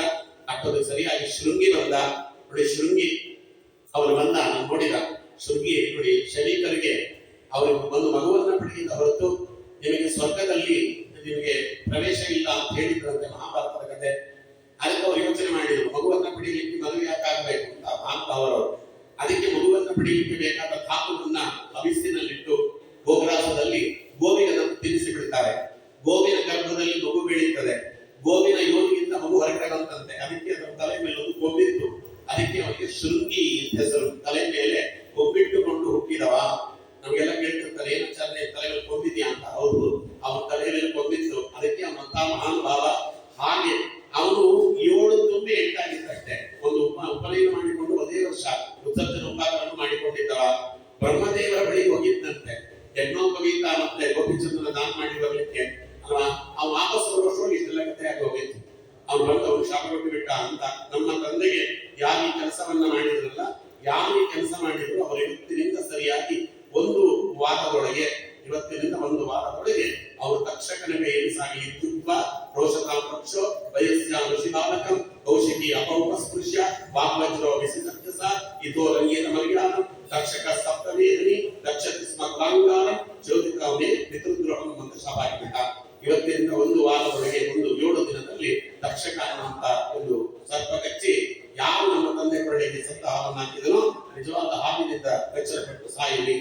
ಅದಾದ ಮೇಲೆ ಅವರು ಎಚ್ಚರಿಕೆಗೊಂಡರು. ಶರೀಕರು ಮೊದಲು ಬೈತಾರ ಮಗನನ್ನು ತುಂಬಾ ದೊಡ್ಡ ಕಥೆ, ಸಮಯ ಇಲ್ಲ, ನನ್ನಲ್ಲಿ ಮುಗಿಸಲೇಬೇಕದಕ್ಕೆ ಮುಂದಕ್ಕೆ ಹೋಗ್ತಾ ಇದ್ದೇನೆ. ಅವನು ಅದನ್ನು ಬೈದು ಹಾಗೆ ಮಾಡಬಾರದ ಭಾವ. ಪರೀಕ್ಷಿತ ರಾಜ ಮಹಾಧರ್ಮವಂತ ಅವನು ಈ ಕೆಲಸವನ್ನು ಮಾಡಿದ್ದು ತಪ್ಪು ಅಂತ ಹೇಳಿ ಆ ಶಾಪವನ್ನು ತೆಗೆಯಬಹುದಾ ಅಂತ ನೋಡ್ತಾರೆ. ಆ ಶಾಪ ತೆಗಿಲಿಕ್ಕಾಗಲ್ಲ ಅಂತ ವಿಧಿ ಬರಕವೇ ಆ ರೀತಿ ಇದೆ. ಅವನು ಸರ್ಪದಿಂದ ಕಚ್ಚಲ್ಪಟ್ಟೆ ಸಾಯಬೇಕು ಲೋಕ ದೃಷ್ಟಿಯಿಂದ ಆಗ್ತದೆ ಅಂತ ಅದು ಗೊತ್ತಾಯಿತು. ಅದೇ ಅವನಿಗೆ ಸಾವು ಗೊತ್ತಾಗದೆ ಸಾಯಬಾರದು. ಅದಕ್ಕೋಸ್ಕರವಾಗಿ ಗೌರಮುಖ ಅನ್ನುವಂತ ಒಬ್ಬ ಶಿಷ್ಯನಿಂದ ಅವನಿಗೆ ಬಂದ ಶಾಪದ ವಿಚಾರವನ್ನು ತಿಳಿಸುವಂತ ಕಳಿಸ್ತಾರೆ. ಇವನು ಇನ್ನೂ ಪರೀಕ್ಷಿತರಾಗ ಹಸ್ತಿನಾವತಿಯನ್ನು ಮುಟ್ಟಿದ ಅಷ್ಟರೊಳಗೆ ಗೌರಮುಖ ಬಂದವನಿಗೆ ವಿಚಾರವನ್ನು ಹೇಳಿಬಿಟ್ಟ. ರಾಮಿ ಅಥೋ ವಿಹಾರ್ಯ ಅಮವಂಶ ಲೋಕೆ ವಿಮೃಶ್ಯ ತೌ ಹೇಯತಯೋ ಪುರಸ್ತಾತ್ ಕೃಷ್ಣಾಂಗ್ರೆ ಸೇವಾಂ ಅಭಿಮನ್ಯಮಾನ ಉಪಾವಿಷಪ್ರಾಯಂ ಅಮತ್ಯ ನದ್ಯಾಂ ಅಂತ ತನ್ನ ಮಗನಾದ ಜನಮೇಜಯರಾಜನಿಗೆ ಪಟ್ಟವನ್ನು ಕಟ್ಟಿ ಗಂಗೆಯ ಮಧ್ಯದಲ್ಲಿ ಏಕಸ್ತಂಭ ಭವನ ಅಂತ ಈ ಒಂದು ಸಿಂಗಲ್ ಪಿಲ್ಲರ್ ಬಿಲ್ಡಿಂಗ್ ಅಂತ ಕರೀತೀವಿ. ಗಂಗೆಯ ಮಧ್ಯದಲ್ಲಿ ಒಂದು ಸ್ತಂಭದ ಭವನವನ್ನು ನಿರ್ಮಾಣ ಮಾಡಿ ಅಲ್ಲಿ ತಾನು ಪೂರ್ವಕ್ಕೆ ದರ್ಬೆಯನ್ನು ಹರಡಿ ಅಲ್ಲಿ ತಾನು ಪ್ರಾಯೋಗ ಪ್ರವೇಶಕ್ಕೆ ಅಂತ ಕೂಡ್ತಾನೆ. ಯಾವಾಗ ಅವರು ಪ್ರಾಯೋಗ ಪ್ರವೇಶಕ್ಕೆ ಅಂತ ಕೂತ ಪರೀಕ್ಷೆಗಳಾದ ಪ್ರಾಯೋಗ ಪ್ರವೇಶಕ್ಕೆ ಕೂತಿದ್ದಾನೆ ಅಂದರೆ ಎಲ್ಲ ಋಷಿಗಳು ಅವರ ಹತ್ರಕ್ಕೆ ಬಂದರಂತೆ. ಅತ್ರಿ ವಸಿಷ್ಠಃ ಚವನಃ ಶರದ್ವಾನ್ ಅರಿಷ್ಟನೇ ಭೃಗಂಗಿರಾಶ್ಚ ಪರಾಶರೋ ಗಾದಿಸುತೋ ರಾಮಃ ಉದತ್ಯ ಇಂದ್ರ ಪ್ರಮದತ್ಯತ್ವಬಾಹು ವೇದಾಂತಿದಿಃ ದೇವನ ಅಷ್ಟಶೇಷೋ ಭಾರದ್ವಾಜೋ ಗೌತಮಃ ಪಿಪ್ಪಿಲಾತಃ ಮೈತ್ರೇಯಿ ಔರ್ವಾ ಕವಶಯಾತುಂಡ ಯೋನಿಃ ವೈಪಾಯನೋ ಭಗವಾನ್ ನಾರದಶ್ಚ ಅನ್ಯೇ ಚ ದೇವರ್ಷಿ ಬ್ರಹ್ಮರ್ಷಿ ವರ್ಗ್ಯೋ ರಾಜರ್ಷಿ ವರ್ಗ್ಯ ಅರುಣಾದಿಶ್ಚ ನಾನಾಶ್ರಯ ಪ್ರವರಾನ್ ಸಮೇತಾನ್ ಅಭ್ಯರ್ಚ ರಾಜಾ ಶರಸಿ ವಂದೇ ಶಿರಸಾ ವಂದೇ. ಎಲ್ಲ ಋಷಿಗಳು ಬಂದು ಎಲ್ಲರಿಗೂ ನಮಸ್ಕಾರ ಮಾಡಿದ. ಅವರಿಗೆಲ್ಲ ಕೇಳಿದ, ನೀವು ಕರೆದರೂ ಬರುವವರಲ್ಲ, ಅಂಥದ್ದು ನನ್ನ ಮೇಲೆ ನೀವು ಪ್ರೀತಿ ಇಟ್ಟು ನಮ್ಮ ಪೂರ್ವಿಕರ ಮೇಲೆ ನೀವು ಅನುರಾಗ ಇಟ್ಟು ಇಲ್ಲಿ ಬಂದಿದ್ದೀರಿ. ಆದ್ದರಿಂದ ನಿಮಗೆ ಒಂದೇ ಒಂದು ಪ್ರಶ್ನೆಯನ್ನ ಒಂದು ಪ್ರಾರ್ಥನೆಯನ್ನು ಮಾಡ್ತಾ ಇದ್ದೇನೆ. ನನ್ನ ದೇಹ ಬಿಟ್ಟು ಹೋಗುವವರೆಗೂ ಕೂಡ ನೀವು ಭಗವಂತನ ಗುಣಗಾನವನ್ನು ಮಾಡ್ತಾ ಇದ್ದೀವಿ. ಮಹತ್ಸು ಯಾಯಾಮ್ ಉಭಯಾಮಿ ಸೃಷ್ಟಿ ಮೈತ್ರಸ್ತು ಸರ್ವತ್ರ ನಮೋ ದ್ವಿಜೇಭ್ಯಃ ಅಂತ ಅವರು ಹೇಳ್ತಾನೆ. ಭಗವಂತನಲ್ಲಿ ನನಗೆ ಸ್ನೇಹ ಉಂಟಾಗಲಿ ಅಂತ ಅನುಗ್ರಹ ಮಾಡ್ರಿ. ನನಗೆ ಈ ದೇಹ ಬಿಟ್ಟು ಹೋಗುವವರೆಗೂ ಕೂಡ ನೀವು ಭಗವಂತನ ಧ್ಯಾನ ಮಾಡ್ತಾ ಇರಿ. ನನಗೆ ಭಗವಂತನ ಧ್ಯಾನದ ವಿನಃ ಇನ್ನೇನು ತಲೆಗೆ ಬರದಿದ್ದಂತ ಆಶೀರ್ವಾದ ಮಾಡಿ ಅಂತ ಹೇಳ್ತಾನೆ. ಅಷ್ಟರೊಳಗೆ ಅವನ ಮೇಲೆ ಪೂರ್ತಿ ಪುಷ್ಪವೃಷ್ಟಿ ಆಯಿತು. ಎಲ್ಲ ಮಹರ್ಷಿಗಳು ಅನುಗ್ರಹ ಮಾಡ್ತಿದ್ದಾರೆ. ಹೊರಗಿನಿಂದ ಶಬ್ದವಾಯಿತಂತೆ. ಏನು ಅಂತ ನೋಡುತ್ತಾರೆ. ತತ್ರ ಭಗವದ್ ಭಗವಾನ್ ವ್ಯಾಸಪುತ್ರ ಯದೃಚ್ಛಯಾಗಾವಟಮಾನೋ ನಪೇಕ್ಷಃ ಅಲಕ್ಷ್ಯಲಿಂಗೋ ನಿಜದಾವತುಷ್ಟೋ ಮೃತಶ್ಚ ಬಾಲೈರವಧೂತವೇಷಃ. ಸಮಯಕ್ಕೆ ಸರಿಯಾಗಿ ಕರೆದರೂ ಬಾರದ, ಪ್ರಾರ್ಥನೆ ಮಾಡಿದ್ರೂ ಸಿಗದೇ ಇರುವಂತಹ ಯಾವ ರುದ್ರದೇವರು ಅಶ್ವತ್ಥಾಮಾಚಾರ್ಯರಾಗಿ ಇದೇ ಪರೀಕ್ಷಿತರನ್ನು ಕೊಲ್ಲಬೇಕು ಅಂತ ಅವಣಿಸಿದ್ರೋ ಭಗವಂತನ ಅನುಗ್ರಹದಿಂದ ಅದೇ ಅಶ್ವತ್ಥಾಮಾಚಾರ್ಯ ಶುಕಾಚಾರ್ಯರಾಗಿ ಈಗ ಮಗುವನ್ನ ಬದುಕಿಸಬೇಕು ಅಂತ ಅಂದ್ರೆ ಭಾಗವತವನ್ನ ಹೇಳಿ ಅವರಿಗೆ ಬೇಜೆ ಖಗೇಂದ್ರ ಧ್ವಜಪಾದವನ್ನು ಭಗವಂತನ ಪಾದಾರವಿಂದದಲ್ಲಿ ಶಾಶ್ವತವಾದ ಸ್ಥಾನ ಕೊಡಿಸಬೇಕು ಅಂತ ಅವರು ಬರ್ತಾ ಇದ್ದಾರೆ. ಅವಧೂತ ವೇಷರಾಗಿದ್ದಾರೆ. ಅವರ ವರ್ಣನೆಯನ್ನು ಭಾಗವತ ಮಾಡುತ್ತದೆ. ಅವರನ್ನು ಕರೆದ ಭಗವಂತ ಅವರು ಪರೀಕ್ಷಿತ ರಾಜ ಉತ್ತಮವಾಗಿರ್ತಕ್ಕಂಥ ಆಸನದಲ್ಲಿ ಅವರನ್ನು ಕುಳ್ಳಿರಿಸಿದ. ಉತ್ತಮವಾದ ಆಸನದಲ್ಲಿ ಕುಳ್ಳಿರಿಸಿ ಅವರು ಸಾನ್ನಿಧ್ಯತೆ ಮಹಾಯೋಗಿ ಪಾತಕಾಲು ಮಹಾಂತ್ಯಪಿ ಸದ್ಯೋ ನಶ್ಯಂತಿ ವೈಪುಂಸ ವಿಷ್ಣು ಇವ ಸುರೇತರ ಅಂತ ಅವರು ಅವರಿಗೆ ಪ್ರಾರ್ಥನೆ ಮಾಡ್ತಾರೆ. ಸ್ವಾಮಿ, ನನ್ನ ಮೇಲಿನ ಅನುಗ್ರಹದಿಂದ ಅಲ್ಲ, ಪಾಂಡವರ ಮೇಲಿನ ಅನುಗ್ರಹದಿಂದ, ಕೃಷ್ಣನ ಅನುಗ್ರಹದಿಂದ ನೀವು ಹೀಗೆ ಬಂದಿದ್ದೀರಿ. ಅನ್ಯತಾತೆ ಅವ್ಯಕ್ತಗತೆ ದರ್ಶನಂ ಕಥಾನುಂ ನಿತರಾಂ ನಿಯಮಾಣಾನಂ ಸಂಸಿದ್ಧಸ್ಯ ವರೀಯಸ. ಹಾಗಿಲ್ಲದೆ ಹೋದರೆ ಭಗವಂತನ ಅನುಗ್ರಹ ನನ್ನ ಮೇಲಿಲ್ಲ, ನಾನು ಪೂರ್ವಿಕರ ಅನುಗ್ರಹ ನನ್ನ ಮೇಲಿಲ್ಲ ಅಂದ್ರೆ ಒಬ್ಬರಿಗೂ ತಿಳಿಯದಂತೆ ಸಂಚಾರ ಮಾಡುವ ಬ್ರಹ್ಮಜ್ಞಾನಿಗಳಾದ ಕೃತಕೃತ್ಯರಾದ ಪೂಜ್ಯರಾದ ನಿಮ್ಮ ದರ್ಶನ ಅದರಲ್ಲಿ ಸಾಯಲಿಕ್ಕೆ ಮುಂದಾಗಿರುವಂತಹ ನನಗೆ ದೊರಕಿದೆ ಅಂದ್ರೆ ಅದು ಸಾಧ್ಯವೇ ಆಗ್ತಿರಲಿಲ್ಲ. ಭಗವಂತನ ಅನುಗ್ರಹ ಇದೆ. ಅದರಿಂದ ನನಗೆ ಹೆಚ್ಚು ಸಮಯ ಇಲ್ಲ, ಇರೋದು 7 ದಿವಸ. ಆದ್ದರಿಂದ ನಿಮ್ಮಲ್ಲಿ ಕೊನೆಯ ಪ್ರಶ್ನೆ ಕೇಳ್ತೇನೆ. ಸಂಸಿದ್ಧಿ ಯೋಗಿನ ಪರಮಂ ಗುರು ಪುರುಷಸ್ಯೇಹ ಯಥಾಕಾರ್ಯ ಪ್ರಿಯಮಾಣಸ್ಯ ಸರ್ವದಾ. ಉತ್ತಮ ಸಿದ್ಧಿಯುಳ್ಳ ಯೋಗಿಗಳಿಂದ ಭಗವಂತನನ್ನು ಸಾಕ್ಷಾತ್ಕರಿಸಿಕೊಳ್ಳುವವರಿಗೆ ಗುರುಸ್ಥಾನೀಯರಾದ ಶುಕಾಚಾರ್ಯ ಸಾಯಲಿಕ್ಕೆ ಮುಂದಾಗಿರುವ ಮನುಷ್ಯ ಮಾಡಬೇಕಾದ ಕಾರ್ಯ ಏನು ಅನ್ನೋದಕ್ಕೆ 4 ಪ್ರಶ್ನೆ. ಏನು? ಯಶ್ರೋತವ್ಯಂ ಅಥೋ ಜಾಪ್ಯಂ ಯತ್ಕರ್ತವ್ಯಂ ರುಭಿಸ್ಸದಾ ಸ್ಮರ್ತವ್ಯಂ ಭಜನೀಯಂ ವಾ ಬ್ರೂಹಿಯಂ ವಾ ವಿಪರ್ಯಂ. ಈ 4-5 ಪ್ರಶ್ನೆ ಹೇಳ್ತಾನವ. ಸಾಯಲಿಕ್ಕೆ ಮುಂದಾಗಿರುವ ಪುರುಷ ಮಾಡಬೇಕಾದ ಕಾರ್ಯ ಏನು? ಮೊದಲನೇ ಪ್ರಶ್ನೆ. ಸಾಯಲಿಕ್ಕೆ ಮುಂದಾಗಿರುವಂತಹ ಒಬ್ಬ ಪುರುಷ ಮಾಡಲೇಬೇಕಾದ ಕಾರ್ಯ ಯಾವುದು? ಮೊದಲನೇ ಪ್ರಶ್ನೆ. ಎರಡನೇ ಪ್ರಶ್ನೆ ಏನು ಅಂತ ಹೇಳಿದ್ರೆ ಅವನು ಜಪಿಸಬೇಕಾದ ಮಂತ್ರ ಯಾವುದು? ಮೂರನೆಯದು ಸ್ಮರಣೆಗೆ ತಂದುಕೊಳ್ಳಬೇಕಾದಂತಹ ವಿಚಾರ ಯಾವುದು? ಆಮೇಲೆ ಭಜಿಸಲ್ಪಡುವಂತಹ ವಸ್ತು ಯಾವುದು? ಇದಕ್ಕೆ ವಿರುದ್ಧವಾದಂತೆ ಯಾವುದು? ಇವೆಲ್ಲವನ್ನು ನೀವು ತಿಳಿಸಿಬಿಟ್ರೆ ನಾನು ಅದರಂತೆ ನಾನು ನನ್ನ ಸಾಧನೆಯನ್ನು ಮಾಡಿಕೊಂಡು ಆ ಭಗವಂತನ ಪಾದಾರವಿಂದವನ್ನು ಪಡೆಯಲಿಕ್ಕೆ ಬೇಕಾದಂತಹ ಒಂದು ವ್ಯವಸ್ಥೆ ನನ್ನ ಯೋಗ್ಯತಾನುಸಾರ ಮಾಡಿಕೊಳ್ಳಿಕ್ಕೆ ಪ್ರಯತ್ನ ಪಡ್ತೇನೆ ಅಂತ ಅವ ಕೇಳಿದ್ರಂತೆ. ಒಟ್ಟು 5 ಪ್ರಶ್ನೆ. ನಮಗೂ 5 ಪ್ರಶ್ನೆ ಕೇಳೋರಲ್ವಾ? ನಾವು ಬಂದ್ರೆ ಉಪನ್ಯಾಸ ಕೇಳೋದು 5 ಪ್ರಶ್ನೆ. ಯಾರು ಬರ್ತಾರೆ, ಏನ್ ಹೇಳುತ್ತಾರೆ, ಹೆಂಗೆ ಹೇಳುತ್ತಾರೆ, ಎಷ್ಟೊತ್ತಿಗೆ ಹೇಳುತ್ತಾರೆ, ಎಷ್ಟೊತ್ತು ಬಿಡುತ್ತಾರೆ, ಇದು ಫೈನಲ್. ಅದು 5 ಪ್ರಶ್ನೆ. ಈ ಪ್ರಶ್ನೆಗಳಲ್ಲೇ ನಾವಿದ್ದೇವೆ. ಆದ್ದರಿಂದ ನಮಗೆ ಸಾಕ್ಷಾತ್ಕಾರವಾಗಿಲ್ಲ. ಅಂದ್ರೆ ಪರೀಕ್ಷಿತರಾಗಿ ಮಾಡಿದ 5 ಪ್ರಶ್ನೆಗಳು ನಮಗೆಲ್ಲರಿಗೂ ಭಾಗವತದಂತಹ ಅಮೃತವನ್ನು ಕೊಟ್ಟಿತು ಅಂತ. ಏವಂ ಭಾಷಿತ ಪೃಷ್ಟ ಸರಾಜ್ಞ ಸಾಕ್ಷಿಯಾಗಿರ ಪ್ರತ್ಯಭಾಷದ ಧರ್ಮಗಳು ಭಗವಾನ್ ಬಾಲರಾಯಣಿ ಅಂತ. ಇದು ಕೊನೆಯ ಶ್ಲೋಕ, ಮೊದಲನೇ ಕೊನೆಯ ಶ್ಲೋಕ. ಈ ಒಂದು ವಿಚಾರವನ್ನು ಕೇಳಿ ಅದು ಶುಕಾಚಾರ್ಯರು ಏನು ಉತ್ತರ ಕೊಡ್ಲಿಕ್ಕೆ ಪ್ರಾರಂಭ ಮಾಡಿದ್ರು ಅನ್ನುವುದನ್ನ 2ನೇ ಸ್ಕಂದದಲ್ಲಿ ಅದನ್ನ ಶುಕಾಚಾರ್ಯರು ಅದನ್ನ ನಿರೂಪಣೆ ಮಾಡುತ್ತಾರೆ ಅಂತ ಇದನ್ನ ನಾವು ಇಲ್ಲಿ ತಿಳಿತಾ ಮೊದಲನೇ ಸ್ಕಂದವನ್ನ ನಿಮ್ಮೆಲ್ಲರ ಎದುರುಗಡೆ ನಿಮ್ಮೆಲ್ಲರ ಅಂತರ್ಯಾಮಿಯಾದ ಗುರುಗಳ ಅಂತರ್ಯಾಮಿಯಾದ ರಾಘವೇಂದ್ರ ಸ್ವಾಮಿಗಳ ಅಂತರ್ಯಾಮಿಯಾದಂತಹ ನಮ್ಮ ಪರಮ ಪೂಜ್ಯ ಸ್ವರೂಪೋದ್ಧಾರಕರ ಅಂತರ್ಯಾಮಿಯಾಗಿರ್ತಕ್ಕಂತಹ ಭಾರತೀಯ ಕ್ಷೇತ್ರಾಂತರ್ಗತ ಅಶ್ವಿನಿ ಹೆಗ್ಗರಿವ ಸ್ವಾಮಿ ಪದವಿನ್ನ ವೇದವ್ಯಾಸ ದೇವರ ಪಾದಾರವಿಂದಕ್ಕೆ ಈ ಮೊದಲನೇ ಸ್ಕಂದದ ಶ್ರವಣದ ಫಲವನ್ನ ಶ್ರೀ ಕೃಷ್ಣಾರ್ಪಣಮಸ್ತು. ಸರ್ವೇಂದ್ರ ಪ್ರೇರಕೇನ ಶ್ರೀ ಪ್ರಾರ್ಥಿನೇರಿತಃ ಯದವಚಮಂತೇನ ಪ್ರಿಯತಾಂ ಕಮಲಾಲಯ ಶ್ರೀ ಕೃಷ್ಣಾರ್ಪಣಮಸ್ತು. ವಾಸುದೇವಾರ್ಪಣಮಸ್ತು.